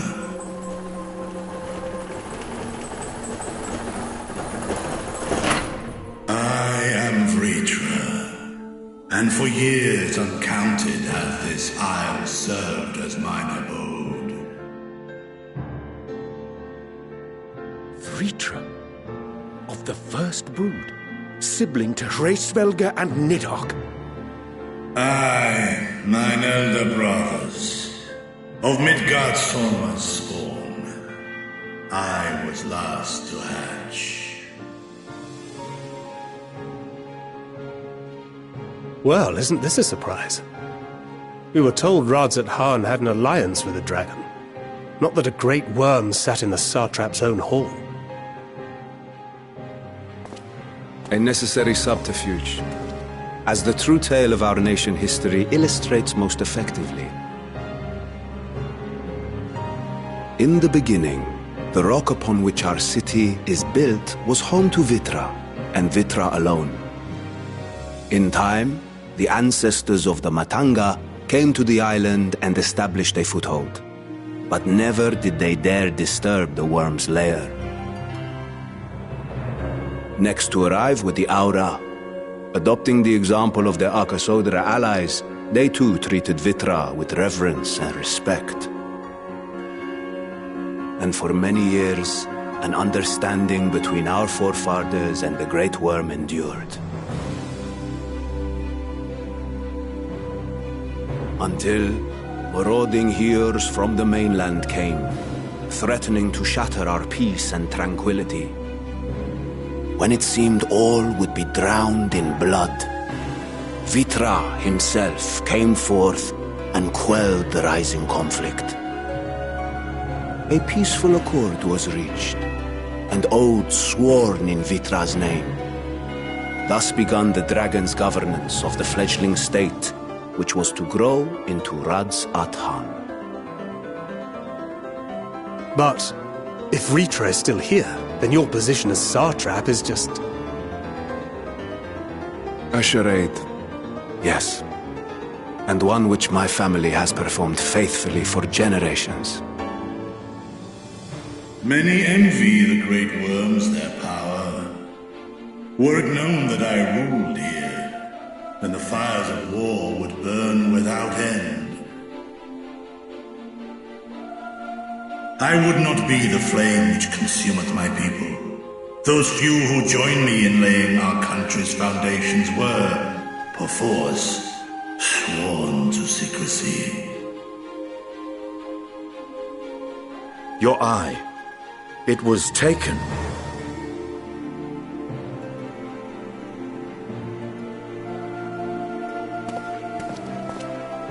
"'Tis here, buried within the semblance of flesh. The body before thee is but a simulacrum, constructed by the finest artisans of Radzat Han. With mine eye nestled within, it doth serve as an inconspicuous vessel for my will." Ah, that would explain why I felt the presence of a dragon upon our first meeting. I am woven with words fashioned to deceive such arcane senses. Though 'twas short-lived, it seemeth thy fusion with my brother hath left thee much altered, Estinian warm blood.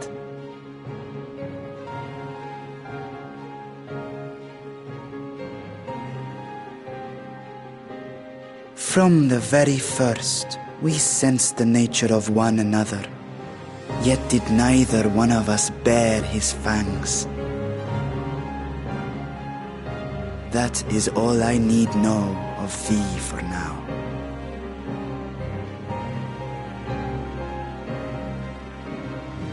With my secret thus revealed, I have for you a proposal. Not as a worm of the first brood, but as the ruler of Rads at Harn. With all haste must we take in hand the finished talismans and breach this foul spire. Thence, should it lay within our power, dispel its wicked influence. Yet even with the assurance of the warding scales, the narrow confines of the tower doth limit the size of our force. And thus denied strength in numbers, thou must choose thy soldiers with care. Just so. Yet though our radiant host is formidable, I see a surer path before me. Thou and thy comrades have contended with a multitude of primal beings. Most recently, thou didst cast down false gods in Pagalthan and Cartanau, I am told. 'Tis upon that strength I would call. The Scions have proven themselves the most capable, and I ask that you serve as the tip of our spear. Talismans would, of course, be provided for each of thy companions. And should you agree to this undertaking, more will be provided to make use of as you see fit. There's no denying it's a dangerous proposition, but the rewards may far outweigh the risk. Just think of what we might accomplish if we could equip all our allies with warding scales. I worry, however, that even the four of us may be too few for what you have in mind. Might we regroup with our friends first to discuss the matter? 'Tis no trifling task that I have laid before you. Go, steel your hearts and hone your plans. Such time as you require shall be spent in crafting your protective charms. It seems a quick trip back to Sharlayan is in order.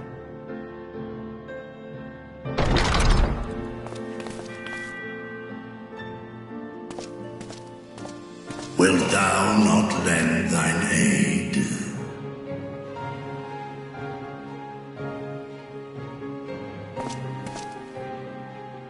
Whether your request be made as a great worm or the ruler of Rads at Harn, I see no reason to refuse, nor will I.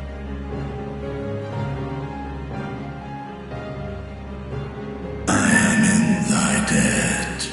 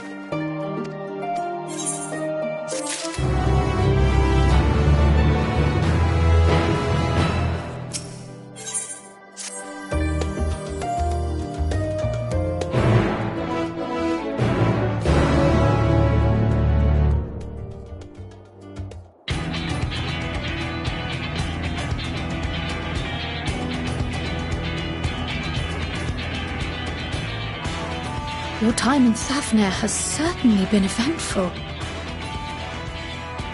In my opinion, carrying out Vitra's request and assaulting the Tower of Zot should be our highest priority. I agree. While I still have questions concerning the Forum and their grand undertaking, we have all but exhausted our avenues of investigation. Simply pressing them any harder on the subject will almost certainly result in our expulsion. Therefore, I suggest we explore the ethereal sea connection by way of a letter to Master Matoya, then make our way to Thavnair. I wonder, even with the protection these talismans afford us, what can we hope to achieve once inside the tower? According to Orenvold and Frodola's report, they were unable to free the Emulger. Worse, their attempts triggered the tower's defenses, which led to a summoning of Luna Ifrit. What does it tell us that the Spires even have such defenses? Simply pulling a prisoner from the wall is fatal, thus the direct approach is doomed to failure from the outset. Any further measures to dissuade such actions seem unnecessary. Unless, of course, there is a way to free the prisoners without killing them. Then it stands to reason that any intruders will be met with overwhelming force.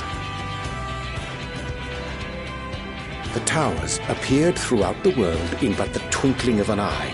'Twas by magical means these structures were raised, I surmise.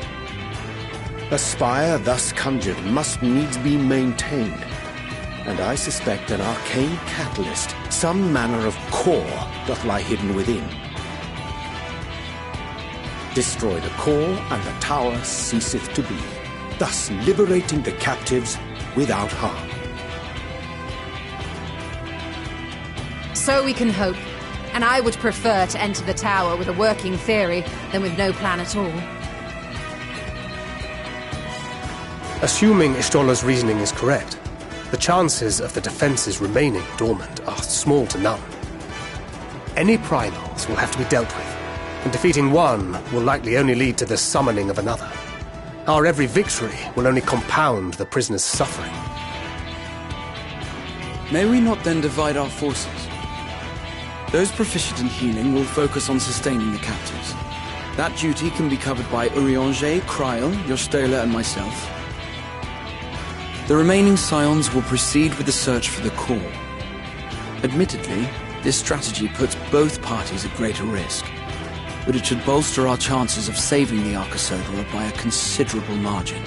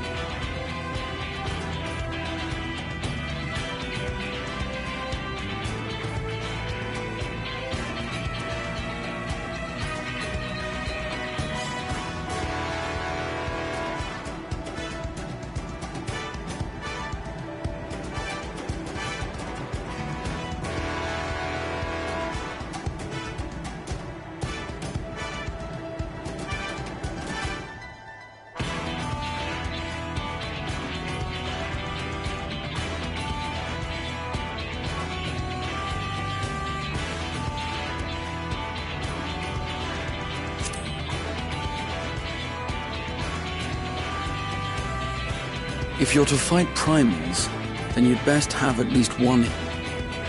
And I am more than happy to fulfill that role. I found wielding a sage's armaments to be rather intuitive, and look forward to testing them against a more challenging foe. It seems we have a plan. All that remains is to carry it out. I will inform Radzat Khan of our movements, so let us make our preparations and regroup near the tower. The military post in what's left of the Hamsa hatchery should serve as a convenient staging point. That sounds perfect. And remember, the experimental aetherite at the confluence is there for those who need it, so there's no excuse for being late.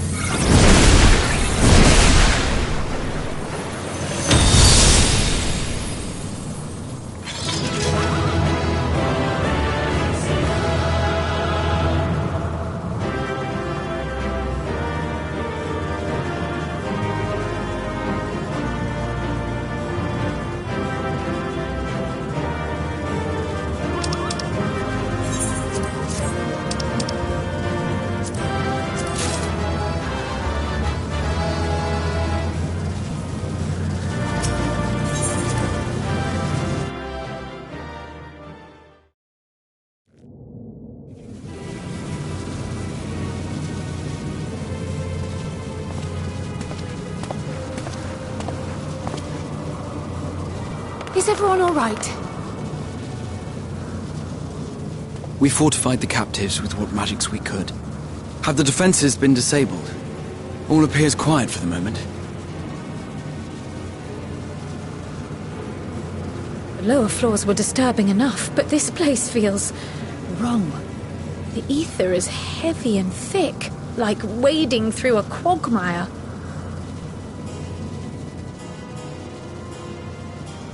I believe we stand in the tower's beating heart. What sayest thou, Stola? I see it. Ether siphoned from the land runs up through the spire, flowing to a single point. This is the core we seek. Yet something is off.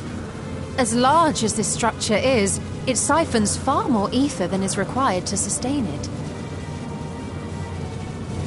'Tis as if the core is feeding on the energy, consuming it. I need to take a closer look.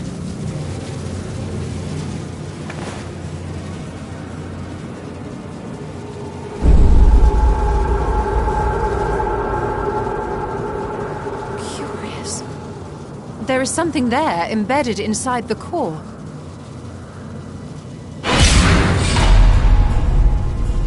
A man's limb.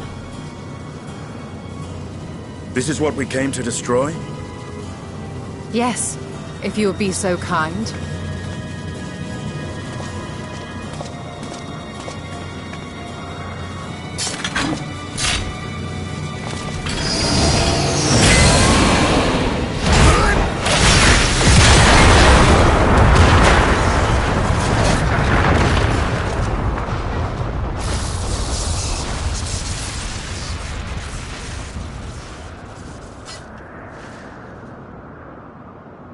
And that should be the end of it.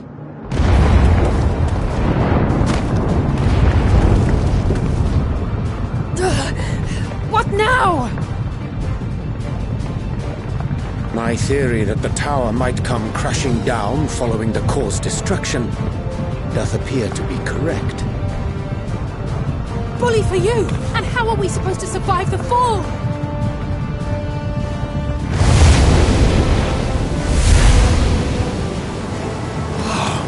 What of the prisoners below? The floor beneath our very feet dissolves. Brace yourselves! I pray I'm not too late.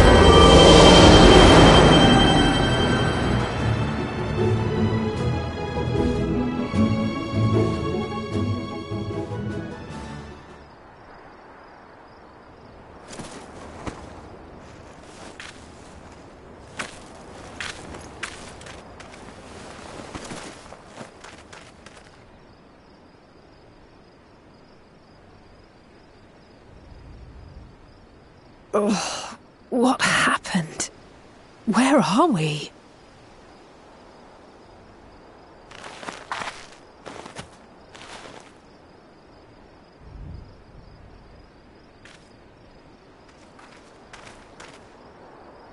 By my reckoning, we're still on the island where the tower stood. But 'tis as if it never existed. Hardly a scratch. But how?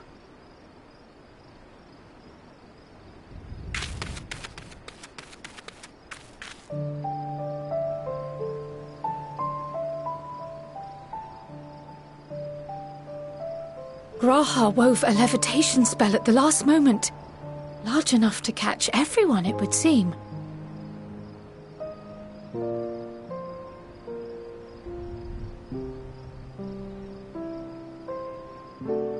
That explains the lack of obvious injuries.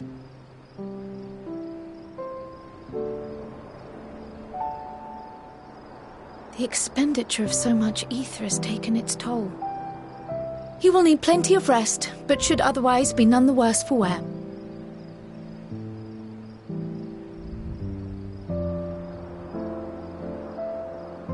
Then the immediate problem is what to do with our new friends here. They'll be much changed for their time in the tower. Even if their bodies are intact, I doubt we could say the same for their minds.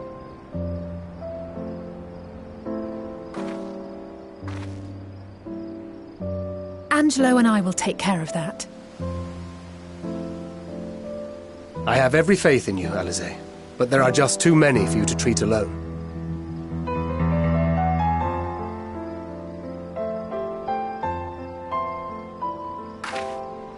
We'll send at once to Eorzea for more Porksies, and call on the local mages to lend a hand. Hail, Scions! We were watching the tower when it simply disappeared. What happened here? The threat is banished, and thy people delivered. They are, however, in need of treatment, and we of a secure locale and helping hands to assist us in its provision.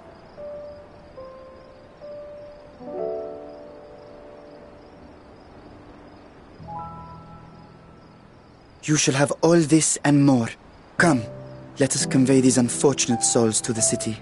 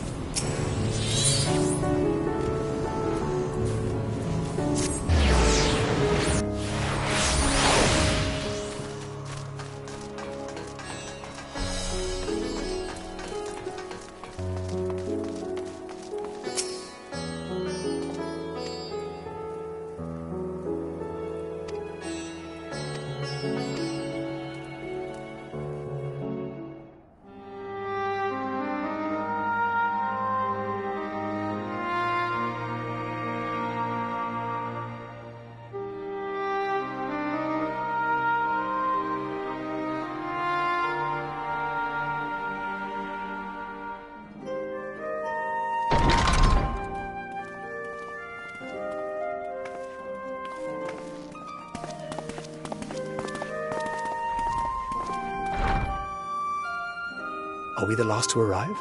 I hope we've not kept you waiting. Not at all. Your comrade is feeling better, I trust. Much better, thank you. Harnish remedies are certainly potent, in more ways than one. One becomes accustomed to the taste, although I hope you never have cause to do so. Pray, take your ease.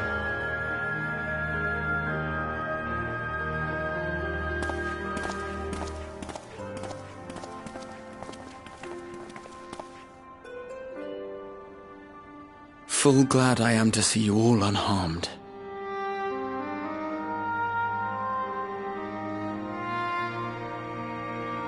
Valiant scions, for your heroism, you have my boundless gratitude. You cast down that dire tower and set free its hapless captives. You cleanse their souls of its corrupting influence.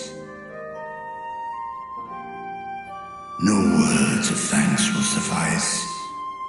In place of platitudes, I offer a bounty of warding scales. Pray accept your due reward, along with the goodwill of Radzat-Han.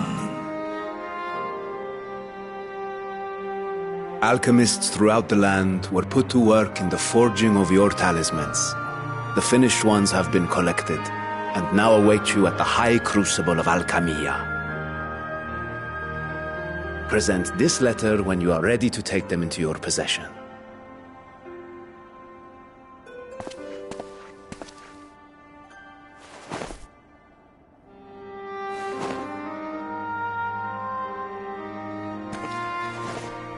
We are humbled by your generosity. Know that the inventive wisdom of Radzat-Han will be vital in restoring serenity to our star. Every single one of those scales came from you, didn't they? You must still be in such pain.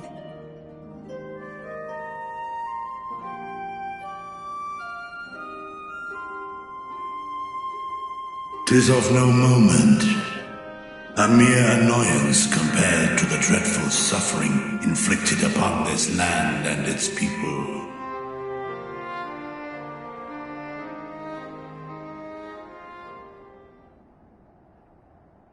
Albeit brief, my involvement in the Dragonsong War afforded me a glimpse of the myriad sorrows which consumed both dragon and man. Though you were half a world away, such tragedies as befell your kin must have affected you deeply.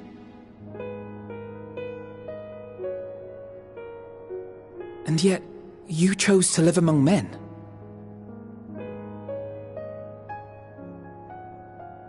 In the age when that conflict first bloomed, my choice had already been made. In some distant place, man slew dragon, and dragon slaughtered man.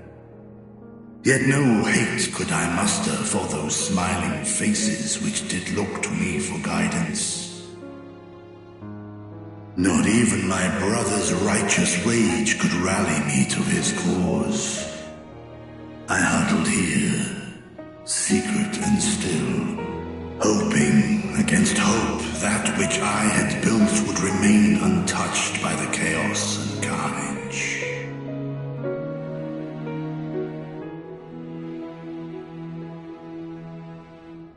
Twould seem we share the same desire for peace, great Vritra.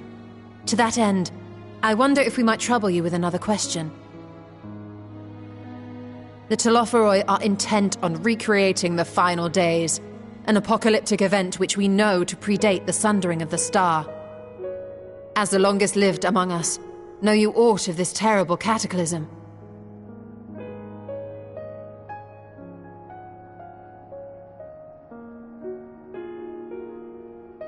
Nay.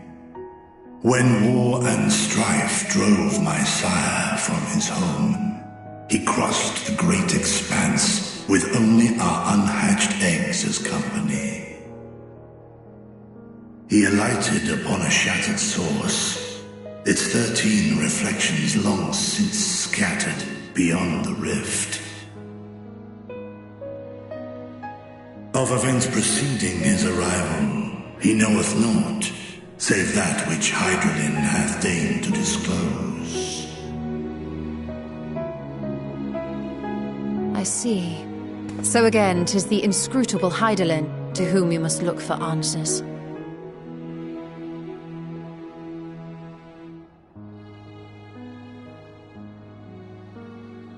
Seek you to divine the will of this star?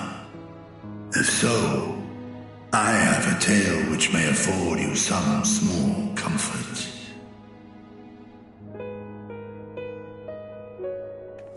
'Tis a story from my youth, many, many years ago. To my sire, I once posed the question, of all the stars in the sky, why didst thou settle upon this one? To which Midgardsormr did reply, 'twas the last bastion of hope. He believed so long as Hydralin endured, so too might dragonkind. Solemn and portentous were his words. What deeper meaning they held, I could not, dared not pursue. 'Tis a stone I've left unturned ever since. Yet take you solace in the knowledge that whatsoever Hydralin does strive towards, 'tis an ideal which hath earned my sire's conviction.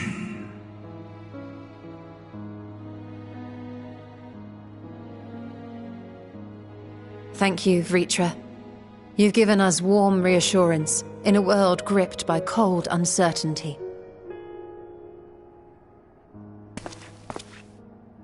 While I'm sure we all have a great many questions, I think it's time we collect the talismans and be on our way. Our fight against the Telophoroi is far from finished.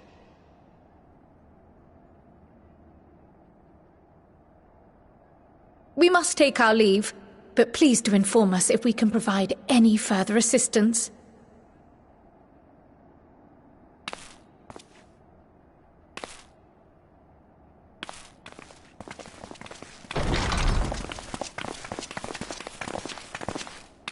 Prithee, a moment.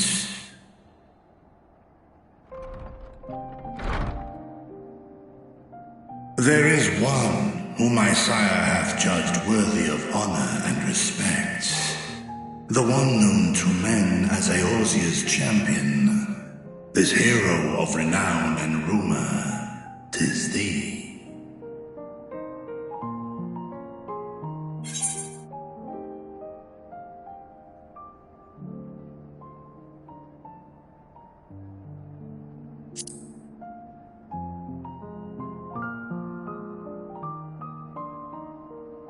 I knew it to be so.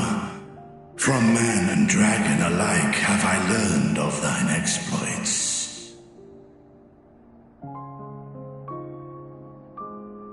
'Twas a revelation most pleasing that thou, a child of man, had gained Midgardsormr's trust.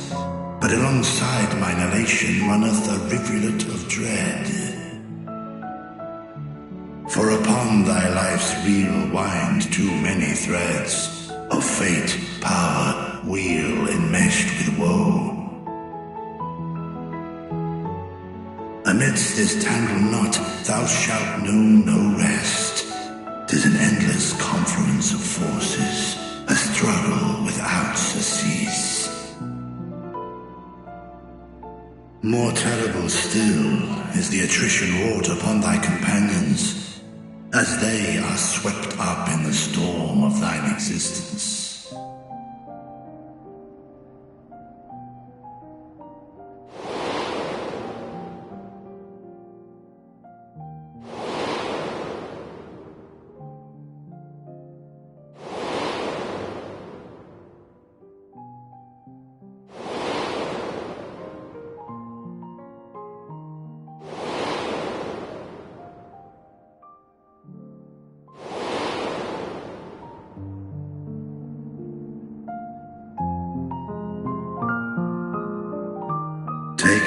out and protect them well. They will be your strength and your salvation.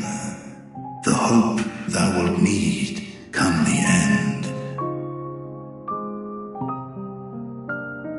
Even cowering behind my curtain, I know the suffering of the powerful. I have watched my siblings driven mad by loss.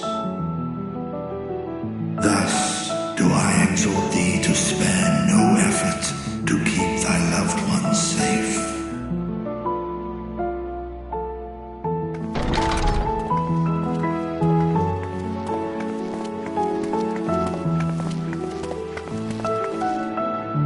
Apologies. We hadn't meant to interrupt. It's just that we do have a history of suddenly collapsing, and when you didn't follow us out... 'Tis I who must apologize. I have detained your champion overlong with idle chatter. Go. At war's end, I pray I welcome thee back into my hall, where together with thy joyful comrades, you may toast your triumph.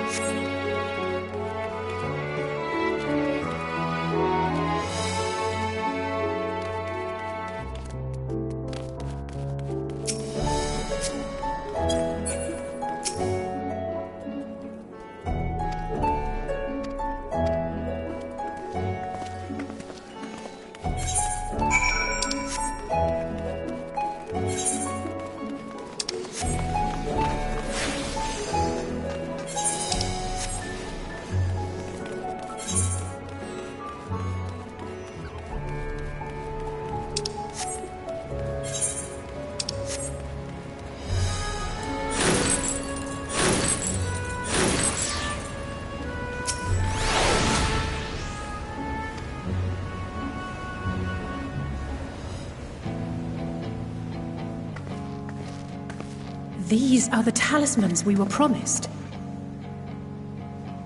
Yes, and I made a quick count. There are far more than we could have hoped for.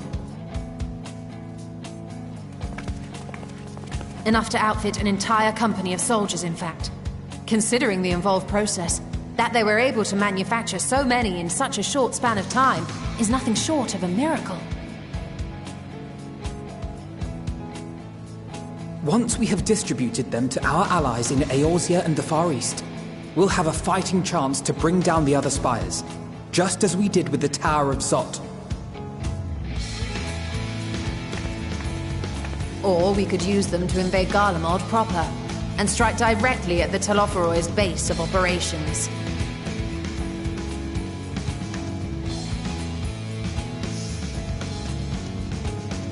Of course, we would need to consult with various Alliance leaders before such a drastic measure could even be contemplated. To which end, I could set out forthwith and present the idea to each of our allies in person.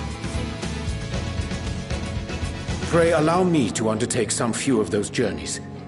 I find myself restless and in need of purposeful duties. I can head eastward. Bosnia and Dalmasca are just a short hop from here. And Doma's shinobi network should come in handy for passing on the word. We shall share the burden then. Meanwhile, I think it best that you and the others take the talismans back to the Baldessian Annex. We must keep them safe and secure until we've decided upon a course of action.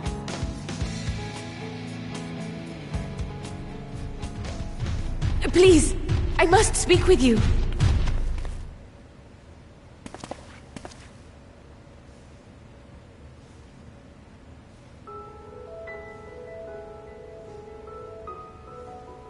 Nidana, you're awake. Yes. When I spoke with the carer at my bedside, she told me that one of the scions, a young woman, had cleansed me of the tower's corruption.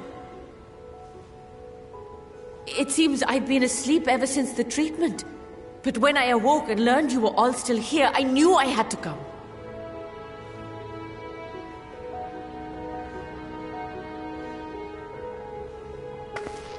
As you said, Nidana was captured only recently.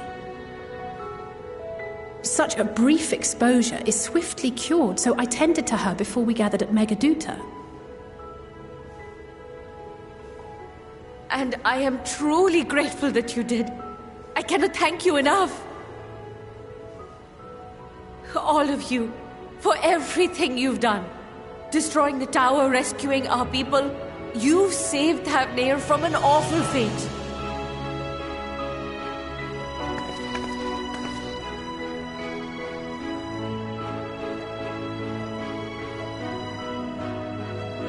Yet who hath truly saved whom? Due in no small part to thine inspirational courage, the alchemists were successful in reproducing warding scales of proven efficacy. Replications of thy work now stand ready to travel across the seas, unto the hands of those who might wield them against this rising evil. The talisman? Is this true?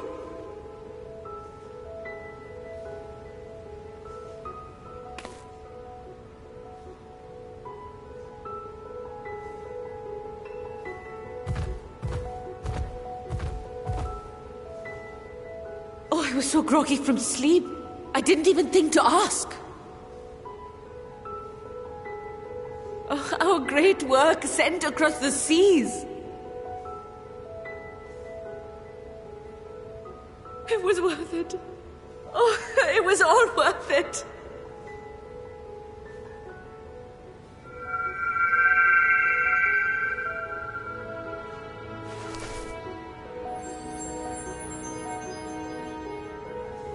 Look at that.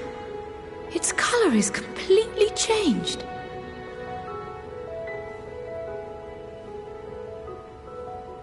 What do you have there?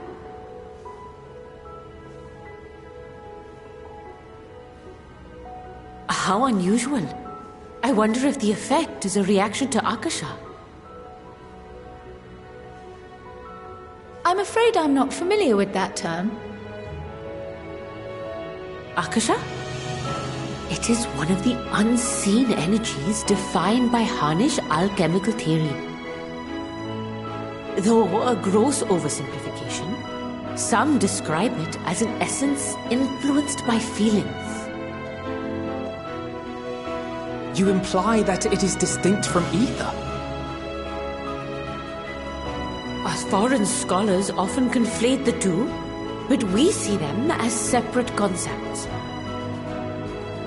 Ether is an energy which permeates the land. It exists within animals, objects, even the air we breathe, affecting all through which it flows.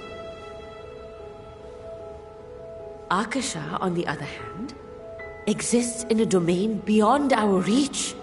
A gift bestowed from on high, or torn from the heavens in some traditions. Akasha can neither be created nor destroyed. It is beyond our power to purposefully alter or manipulate. The only thing observed to influence it is an abundance of, I want to say, spiritual emotion. As a veteran of the battlefield, surely you've experienced moments of desperation or exaltation when you've transcended the usual limits of your capabilities. That is a manifestation of Akasha, the invisible essence harnessed by heart, mind, and unyielding spirit. I really must hear more about this theory. Our disciplines are based entirely upon the idea that ether is the fundamental form of all energy. I'm glad my haphazard explanation has piqued your interest. But even for us, Akasha is a somewhat abstract field of study. A lack of practical application lends itself poorly to formalized research. Which is why my analysis of your flower can amount to little more than idle speculation. I am sorry. Nonsense! You have nothing to be sorry for. Your insight is much appreciated.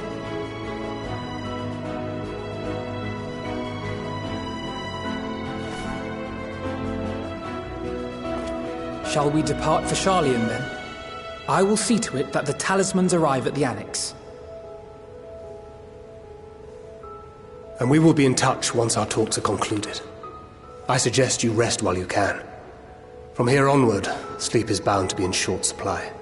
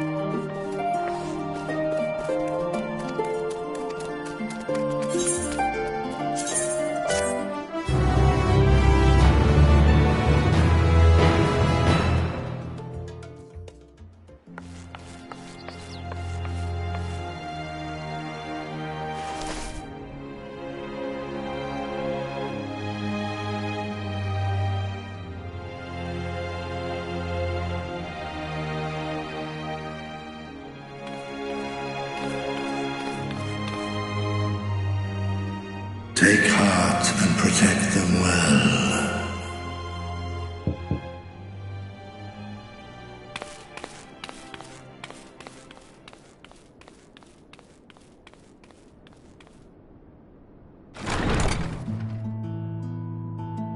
Good, you're here.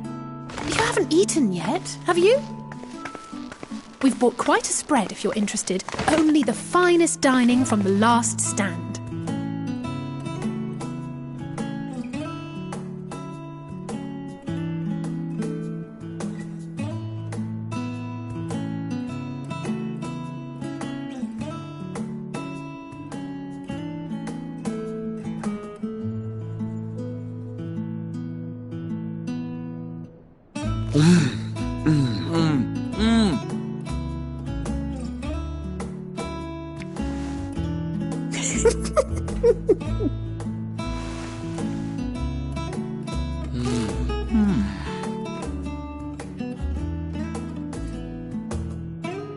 Lest you wonder, we invited Estinian as well.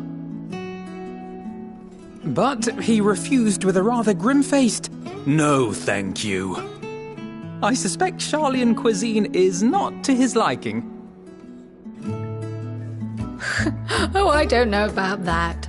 Perhaps our lone wolf just needed some time apart.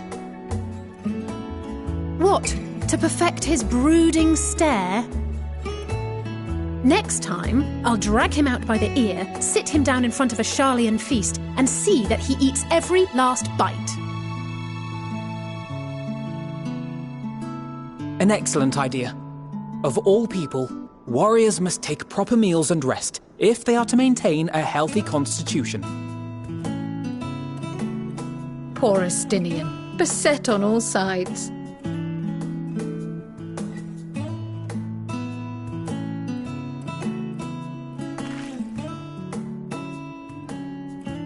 Speaking of one's physical condition, Mistress Cryle, I hear you recently played literal host to Heidelin herself. And what an experience that was. Tiring, yes, but no lasting harm done. If anything, I should have liked to speak with her longer. I've not felt a hint of her presence since. Heidelin instructed you to carry that flower, yes?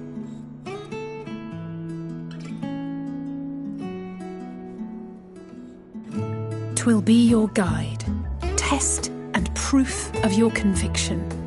And then something about seeking joy in darkness, was it? Come to think of it, isn't that what happened with Nidana back in Radzat-Han? The flower did seem to radiate a joyful glow, as if reflecting the elation we all felt, the relief of a people with renewed hope.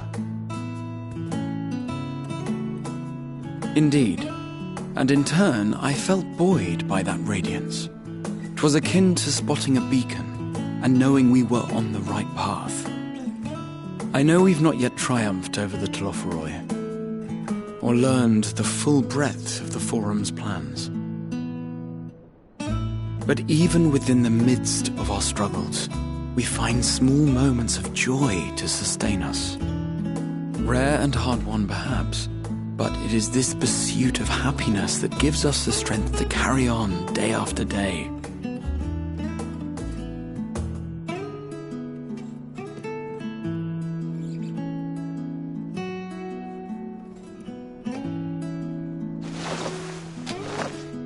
Hey, that's mine. To the swift the spoils. Though I recall that levitation spell of yours was quick enough. Only barely. And even at my best, I'm still too slow to wield it effectively in battle. Mayhap I simply require more practice with this new magic. You unearthed it from the depths of Numenon, I presume? Aye, and from a veritable mountain of arcane tomes at that. 'Twas necessary to facilitate my solitary explorations. Or, to put it simply, you used it to sneak around the Forbidden Archives. Yes, well, after a fashion.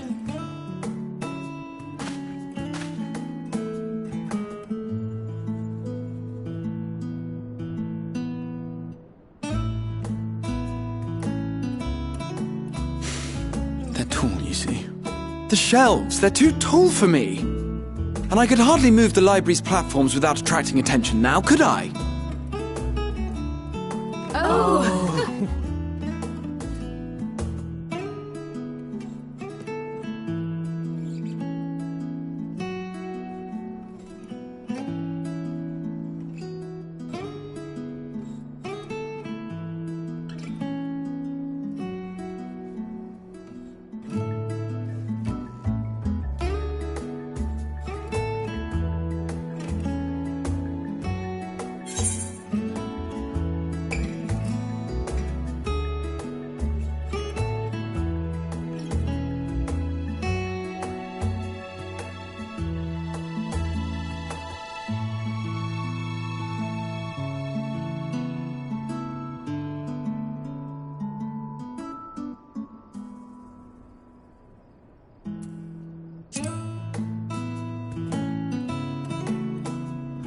One last cup of tea, then. Dickon said this brew helps relax the mind before bed.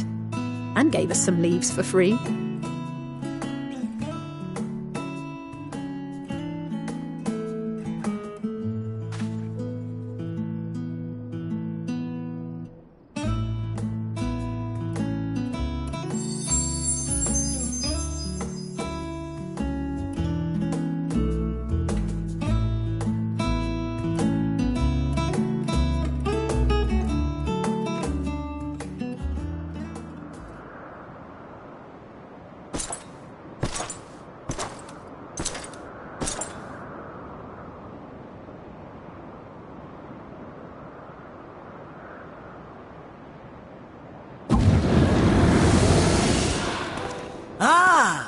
Enjoying the bracing cold, I see. Do you not own a warm coat or a cloak? Something in fur? Or fashioned from the skins of your enemies? Or... well, never mind that. I come to you once more as the bearer of bad news. Our tower in Ffxiv has been toppled, and I need not tell you by whom. Given how many we have at our disposal, the loss of a single spire is hardly fatal to our plans. It does, however, slow the rate at which we siphon the ether. If they continue to preoccupy themselves with the towers, then all will be well. But should our foe prove bold enough to strike at us here, then the timing becomes questionable.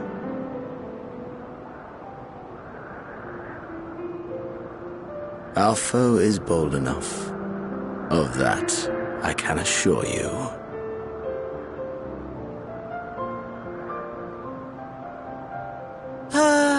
Yes, very well then.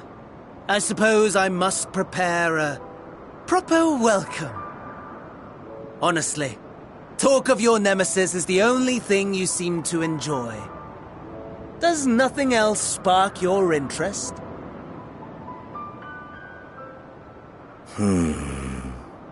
No.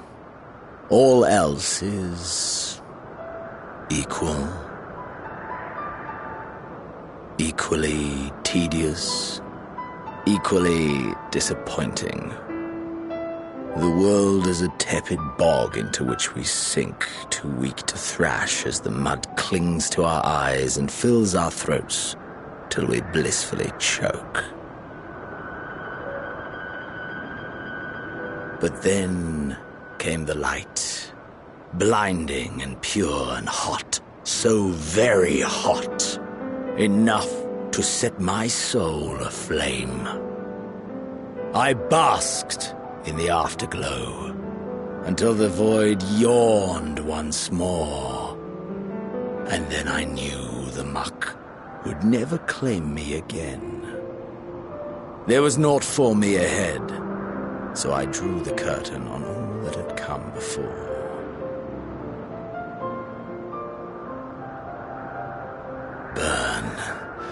Burn. Let the whole star burn. I will have my contest. I will reclaim my moment.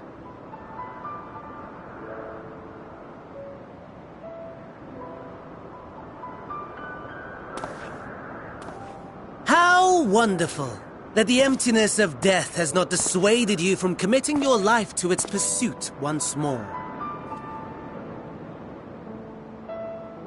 I don't know whether to envy you or pity you.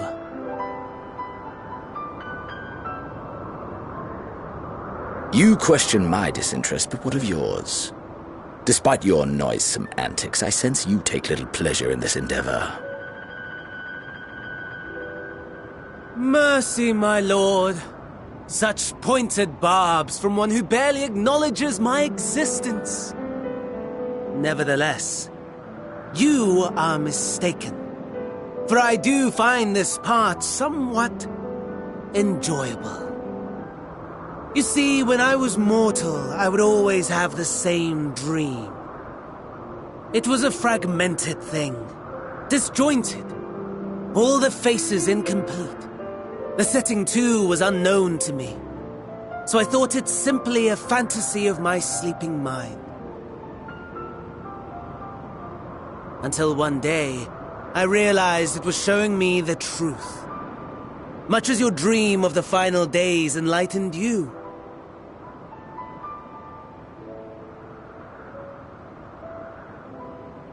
And soon, very soon, the rest of the world will see the truth of my dream, too.